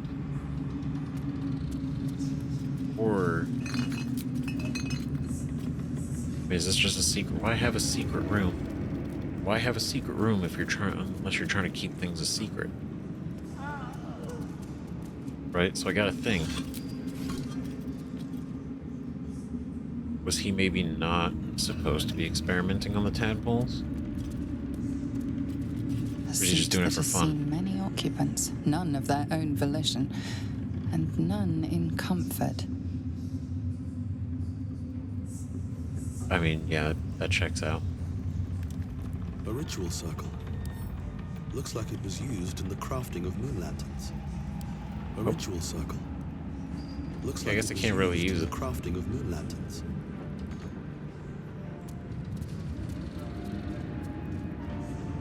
Yeah. I don't know, I thought it would have been like, okay, can we like smash some things together? Can we craft a moon lantern? Guess not. Not really. They're all broken. Broken moonland. Wait.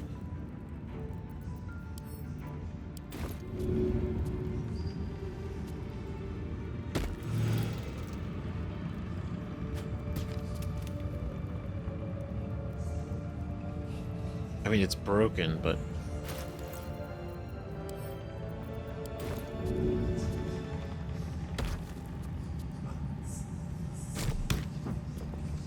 A ritual circle. Looks like it was used in the crafting of moon lanterns. Well, it was worth a try. I mean, it's unfortunately not a living pixie, but then maybe you don't really need... Do you need it to be alive if you just need the dust? I don't know how it all works exactly, but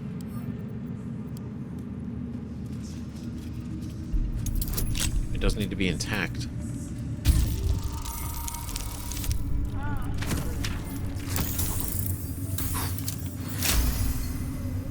Easy day. Ooh, a nice hat. Cold Brim hat, Cold Brim Chill. Once per day, any conditions inflicted on a target also applies 2 turns of encrusted with frost. Alright. Necrotic resistance. Alright, cool. So literally whatever we do, if we inflict anything, right, like electrocute, or any condition, we give them disadvantage on dex saving throws, and then if it stacks up enough, they take damage and become frozen. Very cool. Very cool indeed. So this dude's been doing some twisted experiments. Ah, it's so sad.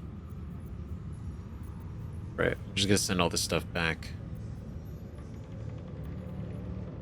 And... magnifying glass, skull. I don't know if we need... I don't think we're gonna need the surgery kit. But just to be sure.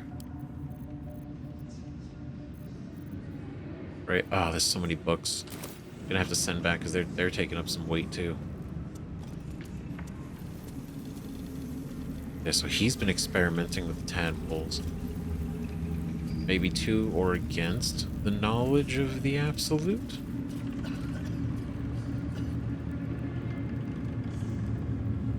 Right? Would it be... Would Ketheric know he's doing it, or is he doing this all completely on his own?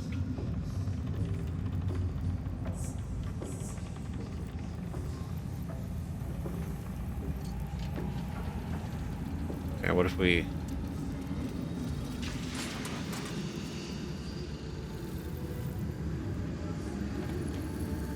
Oh, that's unfortunate.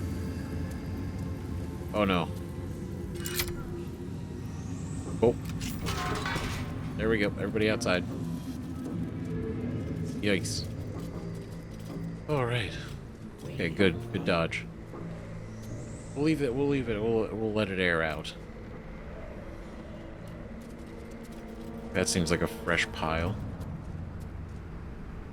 Interesting. A burning statue of Shar. That's doesn't instill confidence in their relationship with Shar. However, this is making me think if Balthazar's cool with Ketheric and he's doing experiments potentially on the tadpoles, I mean obviously enough to kill them, but the fact that he's doing experiments at all potentially unauthorized. I mean, maybe Ketheric's not exactly on the up and up with the Absolute.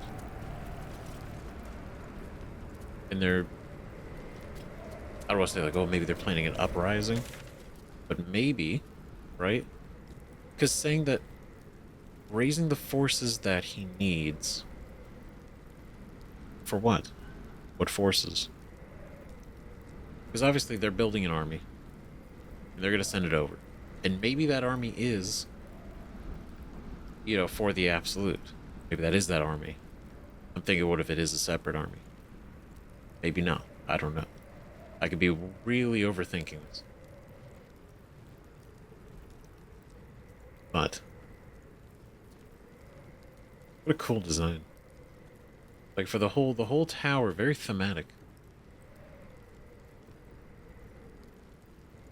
Okay, but we're here.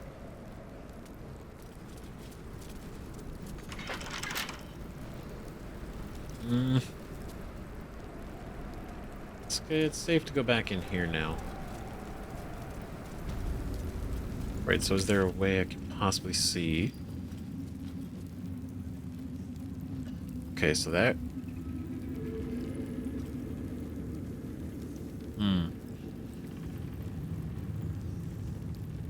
Maybe that is somewhere...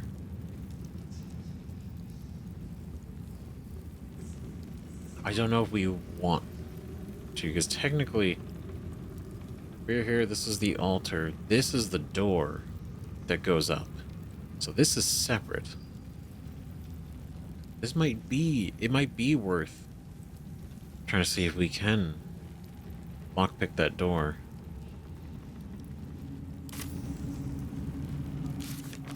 Right, but let's see. So we learned that the relic Balthazar is hunting is the source of Ketheric's invulnerability. It all comes together.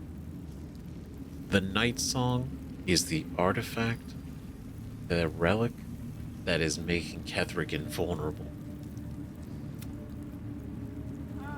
They instructed us to assist the advisor Balthazar and recover the powerful relic. We found Balthazar's diary and learned that he went to the Thorm Mausoleum to find a relic called the Night Song. It seems to be the key to Ketheric's invulnerability. And the Night Song, which so long ago, right? So simple.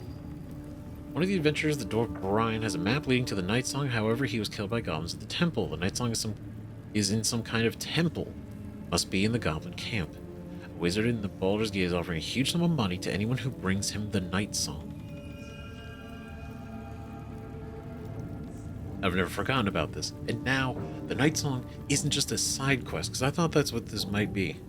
Right? It was going to be like a thing we find in the goblin camp. Yo, cool, like a little something or other. I didn't think it was going to be some massive, like, this is the thing that is keeping Ketheric Thorm from dying. That's kind of crazy. So, I wonder, right? Who is this wizard in Baldur's Gate that wants the Night Song? A huge sum of money, so they know the value of the Night Song. Maybe they don't know about Ketheric Thorm, but maybe they do. Regardless, Ketheric Thorm has sent his trusted servant Balthazar to the Thorm Mausoleum to retrieve the Night Song. And Prince Orpheus. We discovered all 3 books in the series. The final fate and whereabouts of Prince Orpheus are apparently unknown. What could have happened to him? So we read the trilogy. He is potentially alive, potentially not. It's kind of up in the air. It seems to be implying, I mean, it's books, right? It's written by somebody, so it could be true, it could be not, could just be hope, right? For those who are loyal to Orpheus. Right, but if the chance that Orpheus is actually alive still, that's massive. And that is a massive threat to Vlaakith. And the question is, does Vlaakith know? Does Vlaakith know that Orpheus is alive for sure? Or does she not even know? Because if she knows he's alive, that's terrifying for her. Terrifying. It's the only one who can challenge her. Right? Ketheric's invulnerability is tied to the Night Song. What a fucking twist. Like, that's that. Oh, like, absolutely wild. Oh. Hello. You're stopped by a guard. It seems your presence here is forbidden. That's what I was worried about. The second it started to quick save, I got worried. Yep. It's exactly what I thought it would be. Like, we're not allowed to be in here. We're allowed to be in Balthazar's room, not this hallway. Talk your way out, convince them you belong here. I mean, we were told. Why are you looking at me like that? I live here. The uniform of yours will make a very tasteful body bag. Just take a quick look around, won't hurt anyone. You wouldn't even know I was there. I mean, we were up here to look at Balthazar's room. I feel like this wouldn't be that weird to say. Oh god.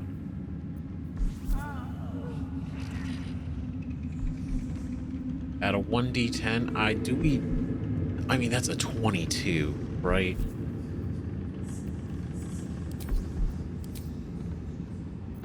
Thanks, Will. All right, this is a huge DC, so I kind of want to make sure we pass it. Okay.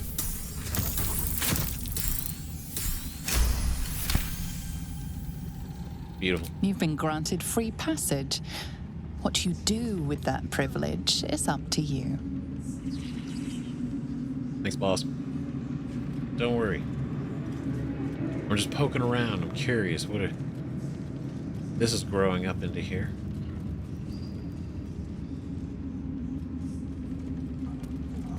Okay, got free passage from him. I don't know if this is gonna be something we gotta talk to everybody about.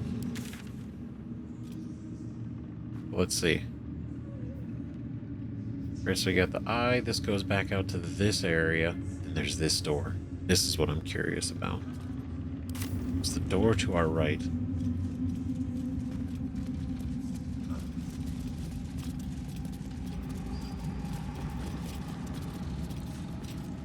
Valley with the brook. I'm going to take this.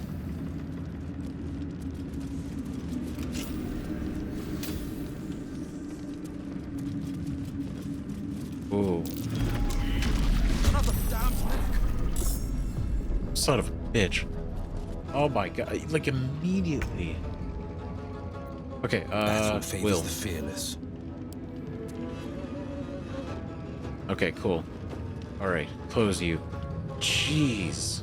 Alright. My god. I love these though. I do. My god, they're so cool. And he's different. It's a little different looking. Love their teeth. Alright. Alright, let's be serious now. Do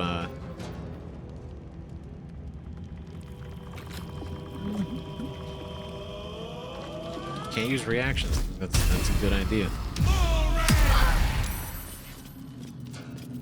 Did I do this again?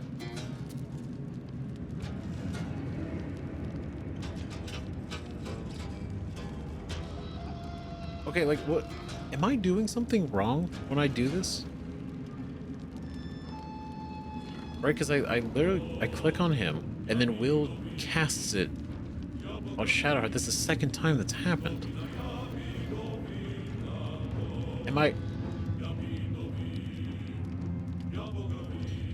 Or is it specifically casting around us intentionally? Because I thought if we cast it on him, Will would maybe walk over. But I guess not. I guess not. I'm clearly using it wrong. So I'm gonna just accept that. That I think I'm clearly doing it incorrectly. Fleet of foot. For the way that the game wants me to do it. I am fury. I am death. Yes, you are. Okay, here we go. Okay, huge. Let's go in here because it's gonna be a little dicey.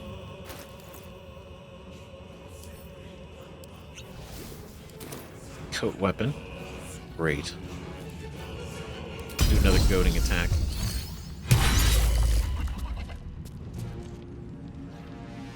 Okay. Ready. Harder than you. Let's do. Or should we do a guiding bolt? I feel like that wouldn't be a bad idea.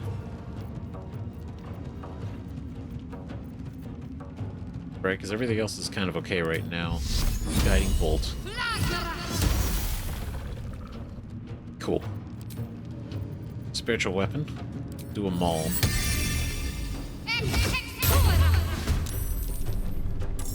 Alright. I'm ready.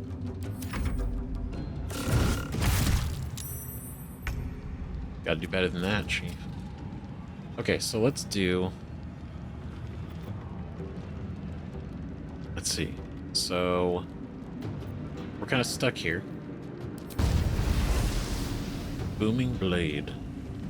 Wait, actually, no. Let's do... It's worth the action. Right, do we do a sing? Right, give bonuses, or do we give penalty?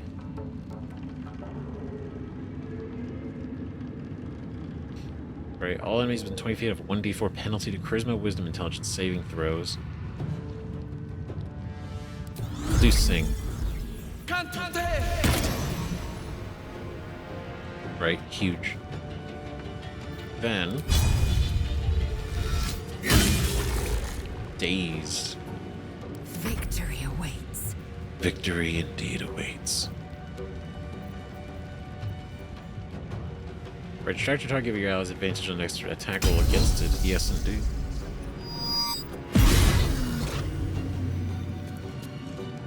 Critical hit and distracted. Absolutely beautiful. Oh man, I think this is it. He's stressing. Got to concentrate. He's not feeling good. He's worried. Firebolt. We've been on a shockingly decent streak with that firebolt. Alright, well done, guys. Well done indeed. Look at us. Look at us go. What do you got? Ooh. Spine Shutter Amulet. When the wearer deals damage with a ranged spell attack, inflict 2 reverberation. Oh, so many options for that. Scroll of Invisibility. Stained Letter.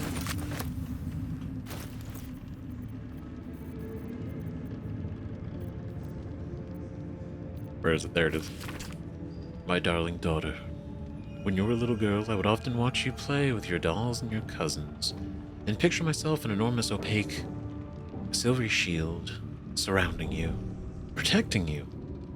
I knew somehow, deep within myself, that no harm could ever befall you, because I would not let it. Though the healers say I may pass into the city of judgment soon, know this, darling daughter. I am always around you. I am always with you. And the Moon Maiden will never allow you to bear a burden you cannot carry. I love you forever. A love that has no death. Mama. That's sad. Right, so whoever this was, their daughter, the Moon Maiden watching over her, she herself faithful to the Moon Maiden. She was dying. But then imagined herself protecting her no matter what. Sad. Shit, so... Why Why is this all off limits, huh? How much farther can I go? What kind of secrets is this place? Full body depiction of a tiefling. I can't reach this. What you mean I can't reach it?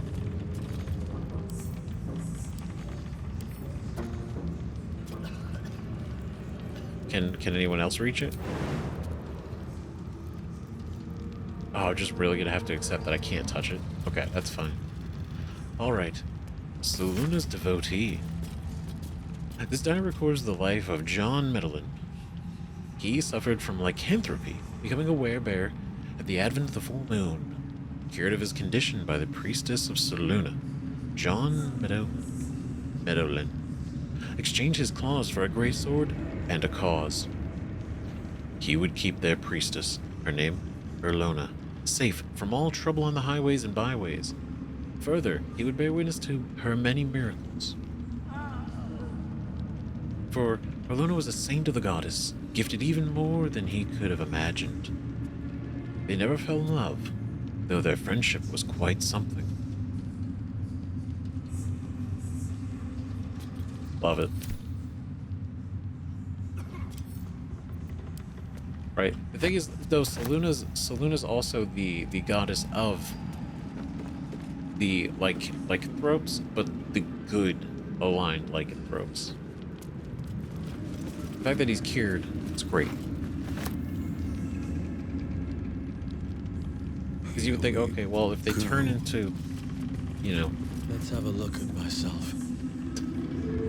You know, if somebody would turn into, you know, a werewolf at night, it's not really a good thing, you would imagine. At least the common image, the common vision of what a werewolf is. And then seeing as Soluna's, you know, relatively good goddess, why would she let that happen? Melodia Thorm, loving mother, beloved wife. Her light will never be forgotten. Never. So... okay. So this has fully been all belonging to Melodia. Shit, so that letter was to their daughter? Let's have a look. Thorm's daughter. So an open heresy. So Thorm has a daughter somewhere in the world. Thorm has a daughter. I guess that's not crazy, but it's the first time we're hearing of. Right, so she died. Because remember, they were a family devoted to Soluna. And then, oh, wait a minute. Could her death be what pushed Ketheric towards Shar? Maybe not pushed him towards Shar, but Shar saw an opportunity to tap into his despair over the loss of his wife and manipulate him. I mean, he doesn't seem like he's a good dude right now. Maybe at one point he was. Now he's gone like too far off the rails. You know. But that, I mean, I could see it. I could definitely see it. Wife dies, him and his daughter. He's distraught. Shar comes in, takes that opportunity of, you know, him at his lowest point. Now, how that gets him from, you know, that to, you know, being a full-blown, you know, Sharin, and then, you know, building up justiciars and everything. It's kind of a lot. I'd be very curious to know if that's actually true. But it's just a theory. Alright, Open Heresy. This pamphlet is written in simple, bold script for ease of reading and has no signature save a black circle at the bottom. Black circle, huh? Few recognize Shar as a goddess of creation or Selûne as a goddess of destruction, yet both are true. Born in the primordial ebb and flow of time, they forged Ibir together, and Shantae, mother of life, sprung into existence. Light and dark hung in perfect balance, embraced by Shar, enlightened by Selûne. Oh, because we talked about this a little bit before on earlier episodes, but yet their creations were cold and distant, and Shantae prayed for warmth. This simple request divided the sisters, driving them to conflict. But it was Selûne that forced the true flame into Ibir, sparking the sun. How could Shar not be harmed by such a betrayal? Forced to war against both the light of the sun and the light of the moon? As the goddesses tore each other asunder, they formed new gods and new conflicts, all for the sake of a little warmth. The lesson in this: to put selfish comforts over the fate of existence is folly. For those who understand, the Lady of Loss is always listening.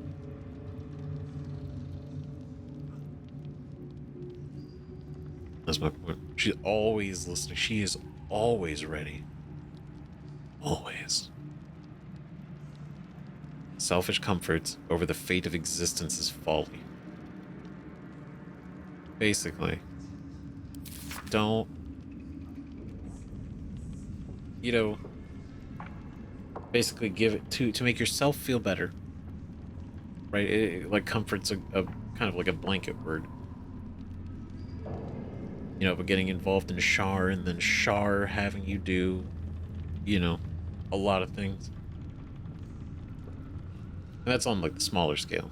It's obviously this, but this is great. Oh man, I love how much stuff we've been getting to read. I know it's a lot of reading, but damn, do I love it. Okay. The hell is over here?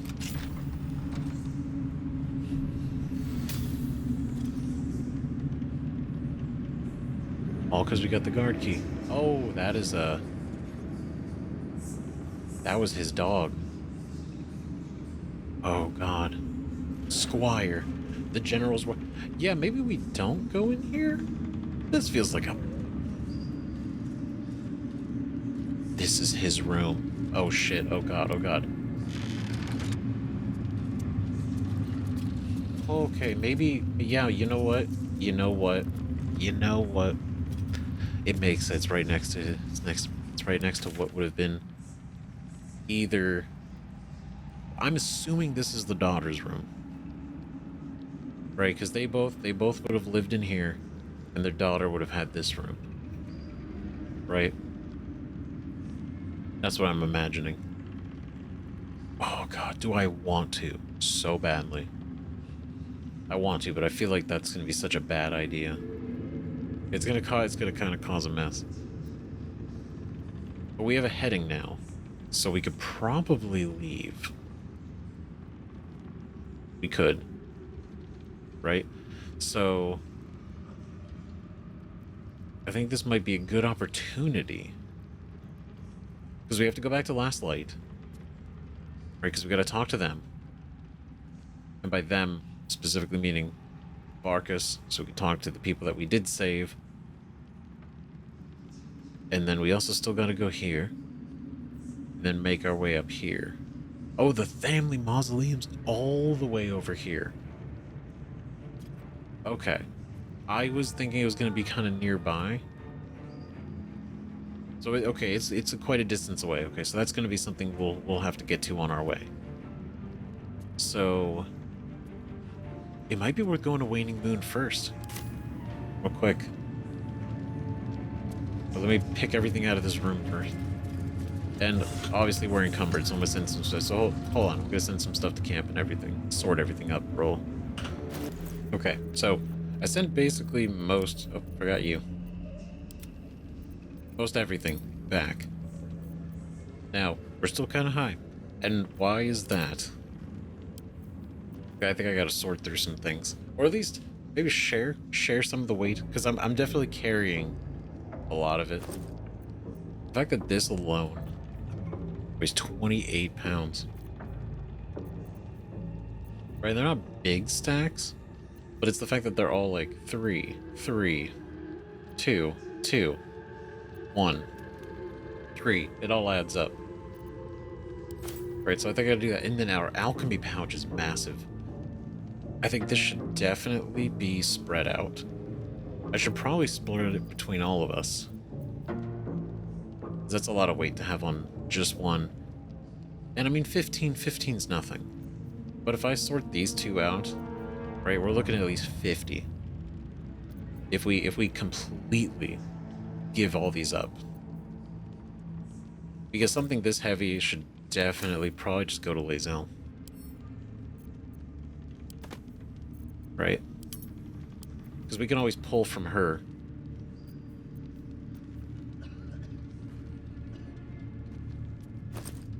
And these, I mean, this is a lot. There's a ton. The weight adds up, and we can't even really use all of it because we're missing some key ingredients that we can craft. Right? So, I mean, that's something that still helps. So, I'll have to do that. I'll sort that between episodes so I don't take up too much time. I'm so tempted. Right? Because it seems like it's just the dog. Right? It's just the dog. I mean, it's not a real dog.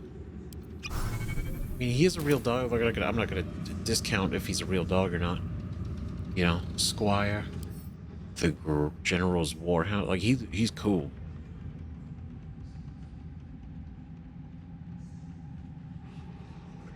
But I'm like, is he undead? I mean, he's got bones.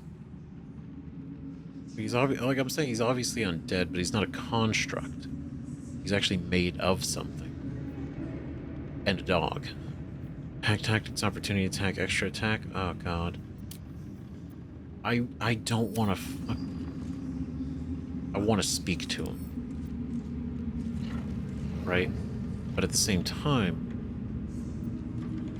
I don't really want to go and be the one that killed the General's dog. I'm hoping we don't have to. Stand, soldier. These are the General's private quarters. Wait. Something in your scent is familiar. Pardon? What do you... I've never met you before. I mean, Ketheric was in the room with us. I don't know, that's just a specific statement. What the fuck? What? Okay, so... Squire seems kind of chill, but... We're just exploring the tower, I mean, no harm. Give her your best salute. Down, lapdog. A true soul walks where they please. Stay still and let her smell you. Show her scratches, Ball. I'm a friend. I have some food to share. Easy, I'm leaving. Oh, this got really interesting. Why are we familiar to you? Why do we smell familiar? Okay, stay still and let her smell you. Scratches, Ball. I mean, okay, no, well, let's do it. Stay still, let her smell us.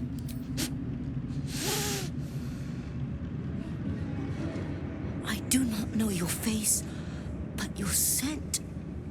Selûnite magic. It used to fill these halls back when I was flesh. Since my master brought me back, this place smells wrong. His family is gone, replaced by bootlickers and beasts. You are neither. So tell me true. What is your purpose here? He resurrected the family dog. Holy hell. I mean, let's be, if you could, would you? You know? But that's so interesting. You're not brainwashed in anything. She knows. Because we have the blessing. Selûnite magic. Used to be here back in the good days. Now this place is all for bootlickers and everything. See? Squire sees through the bullshit. To serve Ketheric as loyally as you do, I only want to stop the Absolute. Your master's beyond saving. I'm here to end him. To make sure your master dies, screaming preferably.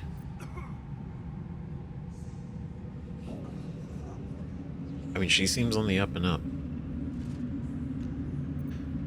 I only want to stop the Absolute. I protect my master. What becomes of his master, I care not. Pass, then, but I will be watching. Huh. That was cool. Okay. That's what, I mean, obviously, she's loyal to him, regardless of what's really going on. Yeah, she has no reason to care about the Absolute. My sense seemed to trigger a memory in you. What was it? Not your scent. Selûnite magic on your skin. Okay. The general once smelled that way when his daughter still lived. I died the same night she did, my master says, trying to protect her. I do not remember, but he brought me back. I will not fail him again. Oh, that's so sad. Oh, God. Holy shit. Oh, no. This might be exactly... Oh, God, this is exactly how Shar got him.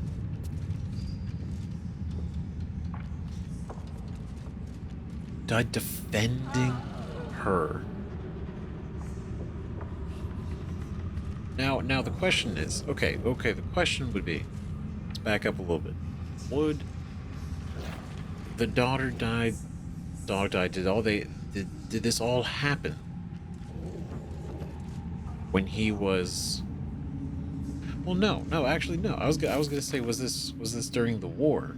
But it wouldn't have been because he was Selûnite still. The general one smelled that way when his daughter still lived. I died the same night she did, trying to protect her. She doesn't remember, but the fact that Ketheric says that, I mean, that's got to say something. Hopefully. But that's... I mean, I would hate to think that he had to kill his daughter and his dog. But I don't think that would be the case. I think whatever killed his wife maybe also killed... Well, no, whatever killed his wife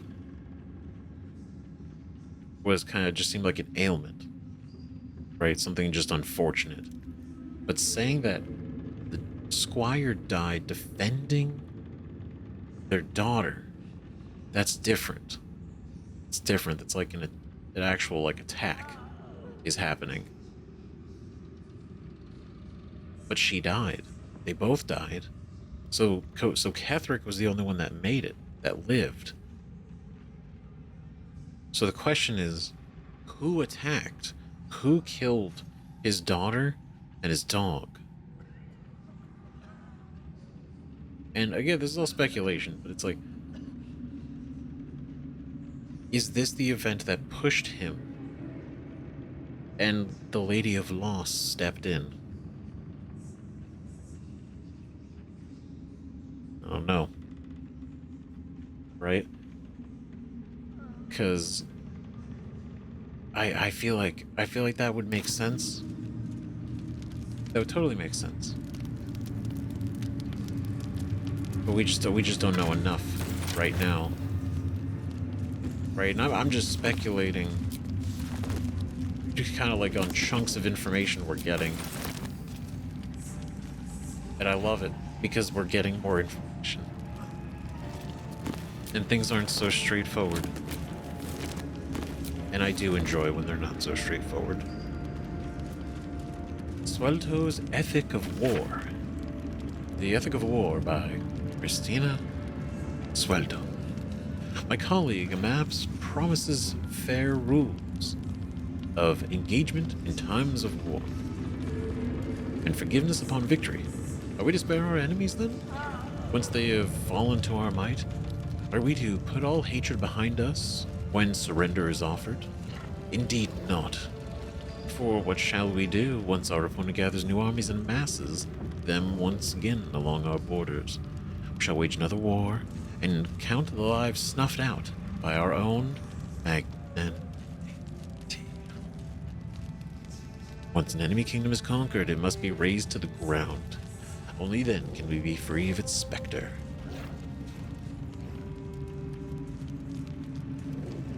I mean, like, I get the thing, because, I mean, that's a fair thing, right? When you wage a war, if they surrender, you're like, okay, cool, you surrender, they go back, they're like, okay, cool, they let us live, let's try to build this shit back up, and we're gonna try again, right? Or maybe a different method. Just because one side lose the war doesn't mean that they're not willing to try to fight it again. And I mean, raising an entire kingdom to the ground, that's a lot. Like, that's a lot of innocent lives, that's a lot of not so innocent lives, that's a lot of everything. But war is different. Which is that's why the saying is like, all is fair in love and war. Most of the text has been scoured away by time, but what remains appears to be some form of ritual incantation. Your white ribs, the pillars, your bleached skull, the dome, take on Apostle's final form, cathedral wrought of blessed bone.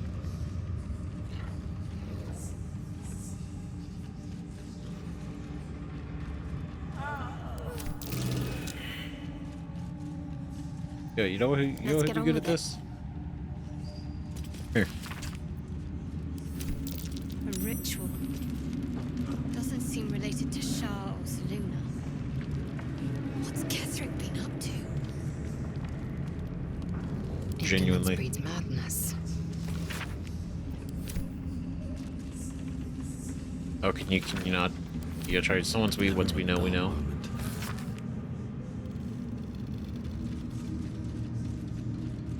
Red ribs the pillars, skull the dome, take on Apostle's final form, cathedral wrought of blessed bone. So, a ritual to create. I mean, it probably makes more sense with more context, but like the creation of a cathedral. Maybe not literally, but maybe literally. Apostle's final form. Maybe necromancy? If not over, then through. I mean, I don't think it was the one to bring back Squire. I don't know, I feel like it just gives the vibe of some kind of necromancy. I just don't know exactly what it would do yet. Map of Eltergard, centering on the city of Elturel and showing the nearby towns of Trios, Grenoble, and Burdusk. A series of centric lines around the city. All avenues of escape blocked off. Plans for a siege. Right, this is the Absolute's invasion map. Rich and fertile land. This ancient map depicts the area surrounding Moonrise Towers in detail, depicting profusion of local fauna, deers, rabbits, black bears, and flora, with special emphasis placed on areas for prolific foraging. Let's see. Major plans for Baldur's Gate. Right, waypoints of the cities, marked with X's. was an unsent letter. Be useful.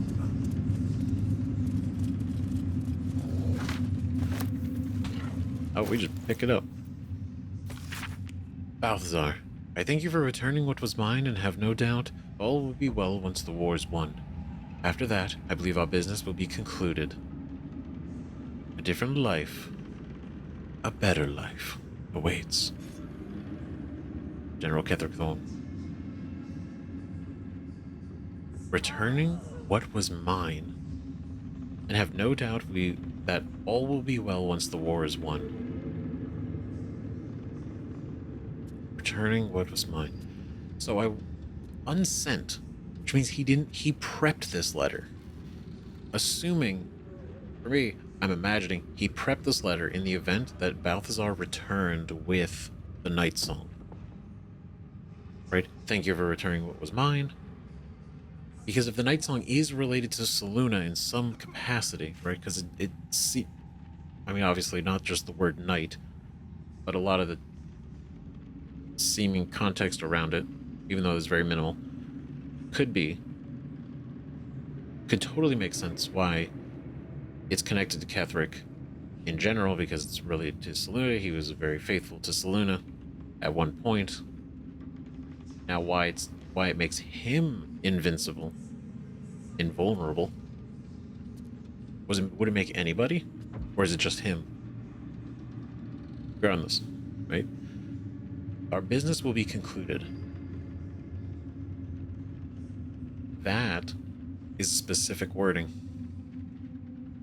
That definitely makes me think even more that Balthazar is some type of devil.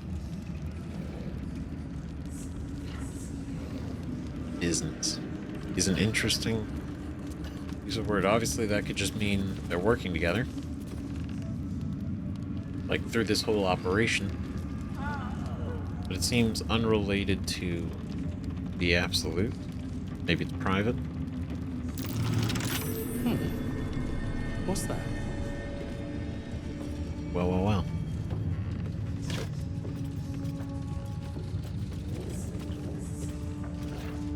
Well, well, well. What an exciting book. I've been waiting for this to be mentioned at some point. This book is redolent with the enticing smell of paper and ink. Fuck, yeah. Confidential, dedicated to Scribe Yanthus by General Ketheric.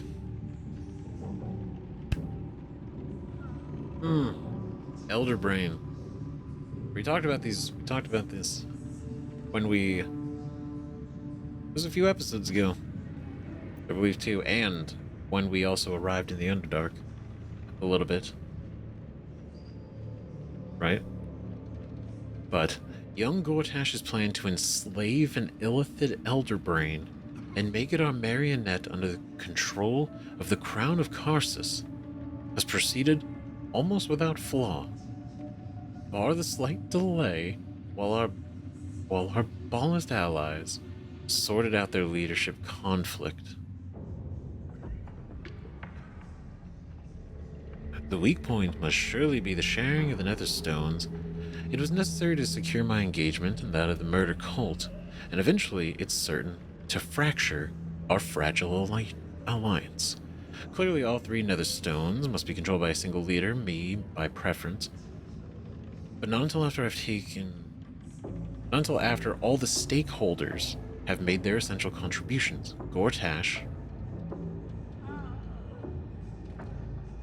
The fact that he's named twice in this, but also the fact that he is leading the plan.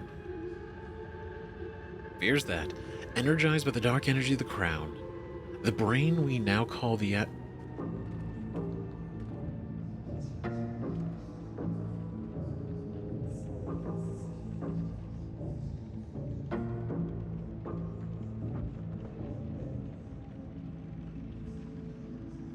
Is that right?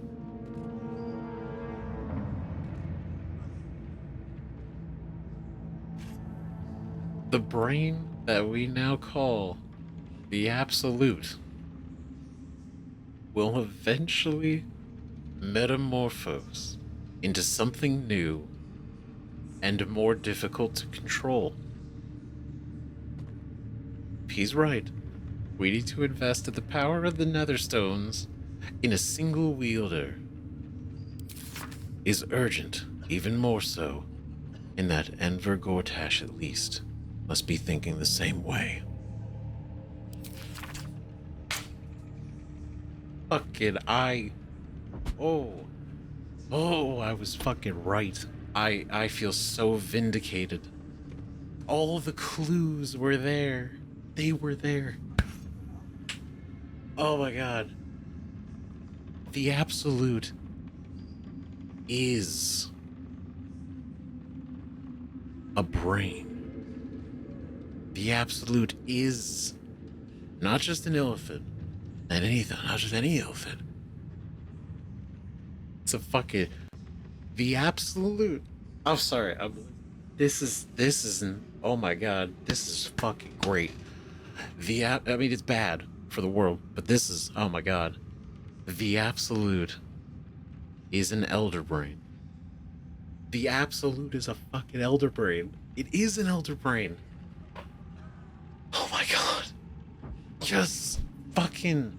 Oh, it's so bad. It's not. Oh, it's so bad. This is fantastic. Holy shit. Oh my god.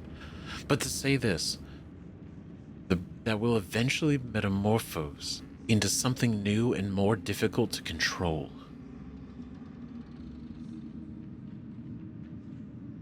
So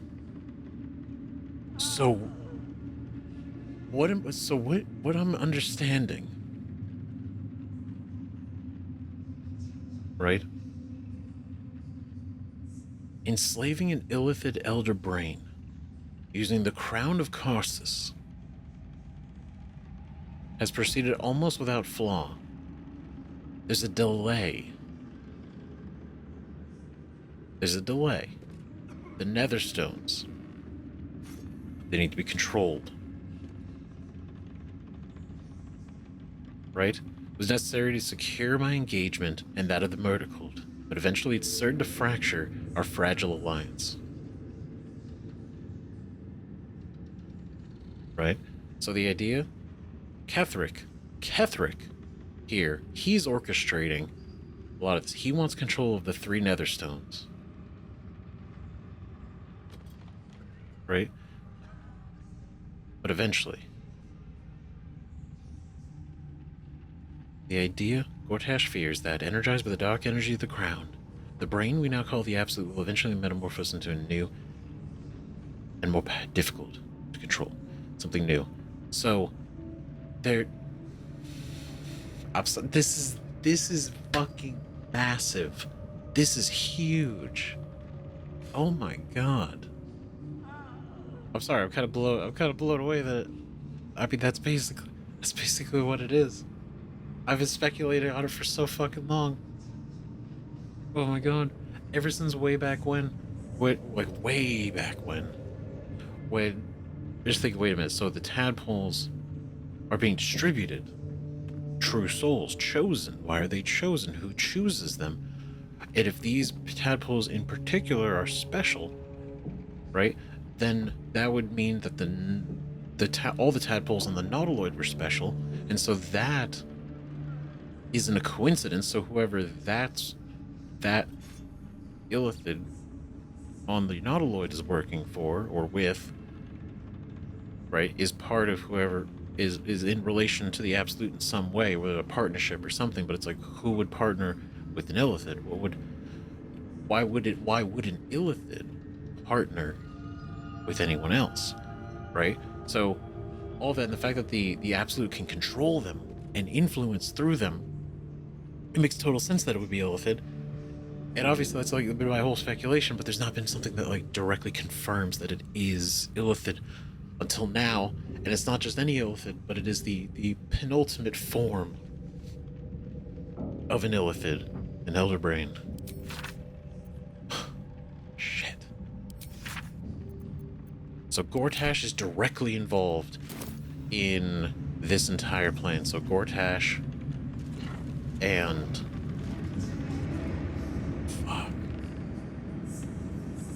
Gortash and Ketheric. And we already have business with Gortash specifically because of Karlach.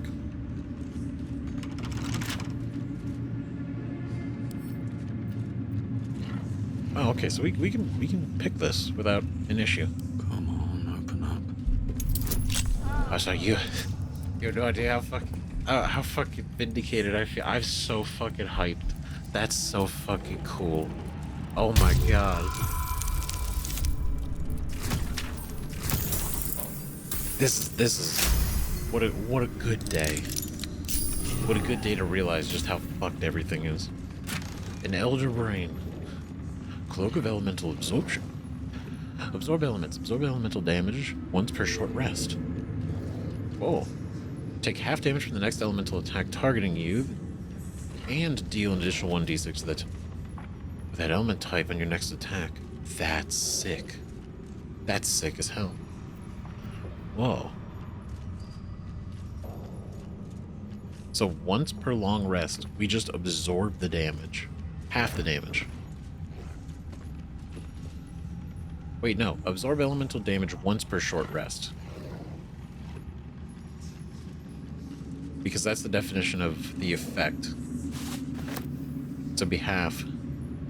Oh, man. That's a cool cloak. Letter to Ketheric. You know, we're really lucky he's not in his room. My darling husband. Oh, God, it's gonna be sad. I know my time is drawing near. I don't want to leave you. I don't want to leave our little girl. But I'm not writing to lament our lot. It's ours and no others. Though the city of judgment is dark, I know Our Lady's light will find me even there. I will see her shining spires and walk the silver gardens we've both dreamt of. I got to my reward. I go to my reward. And leave quite a task to you yet, my heart. Seluna's light shines bright in our little one, but she will need a guide to keep on her path. I have no doubt that she will keep you on yours. It's the same path, Our Lady's path, and one day I know it will bring you both back to me. Only not too soon, I hope. I won't say goodbye. There is no loss. Only temporary separation. How I love you. Forever. Melodia.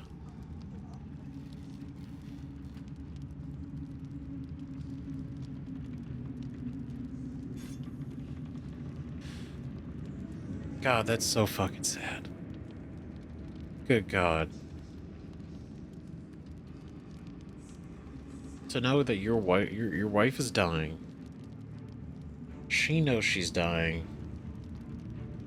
And she writes a letter to you and your daughter.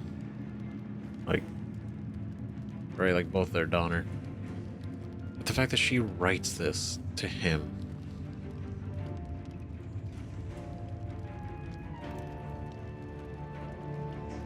Oh, God, you know what? That's so fucking sad. There is no loss, only temporary separation. Right? Even in her death, she tried to keep him from falling into despair. She tried. In this. No loss. Specific wording. Right? The Lady of Loss. Ketheric's wife. Sounds like she loved him very much. I'm sure she did.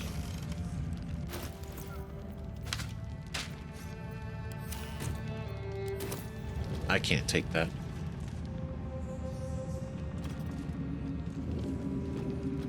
There are many things that I don't mind stealing That's definitely one that I feel like that's wrong. You know what, in fact,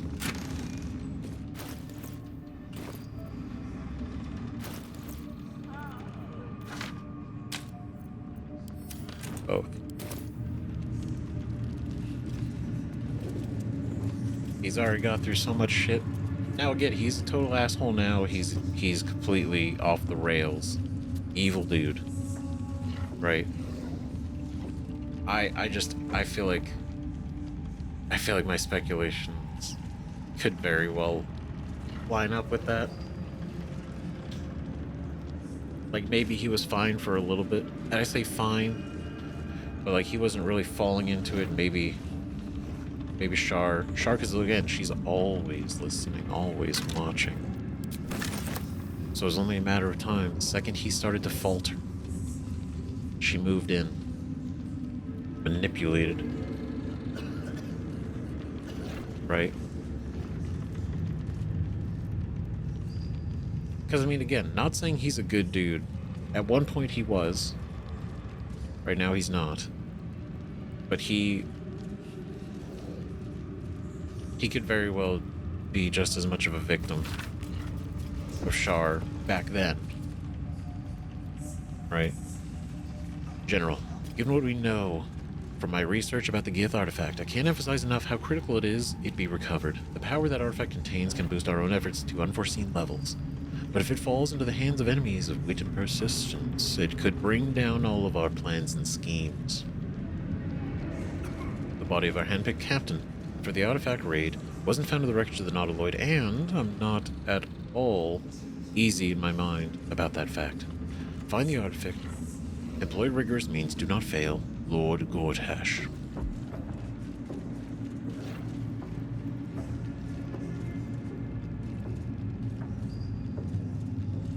That's interesting. It's like, why is that interesting? General. This is a letter to the General. General Ketheric Thorm. Find the artifact. Employ rigorous means. Do not fail. Lord Gortash. Gortash is giving him orders.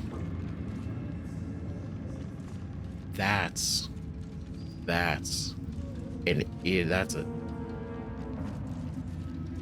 a power position.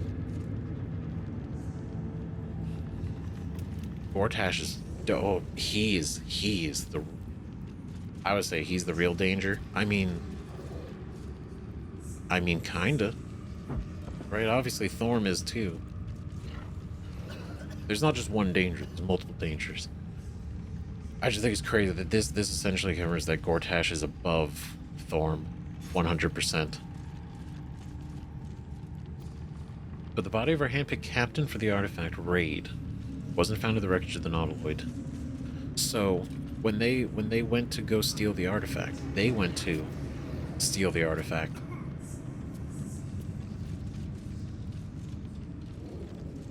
The Nautiloid crash, Captain wasn't there. Because she's the one that stole it. Shadowheart stole it. So Shadowheart stole it. Now the question is, did she, because she stole it from the Githyank. So does that mean she stole it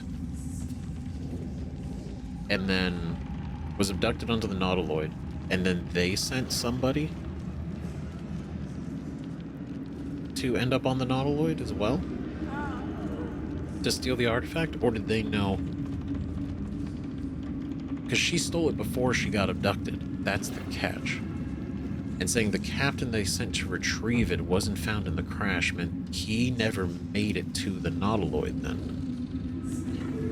Or the body didn't survive. But either way, this has been a, what an enlightening room that we have stumbled into. Good God. This is insane. So we're gonna have to end the episode here, and we're gonna pick up next time. So thank you very so much for watching. This is massive. This is crazy. This is huge. Like, absolutely. Like the fact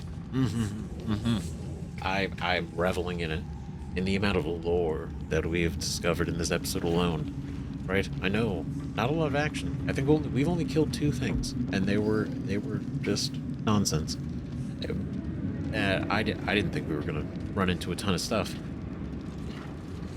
and the chance of coming in here. I mean, we had the guard key, and then also Squire kind of being chill. It's kind of also shocking. It shows that she's a good girl. She's a good girl.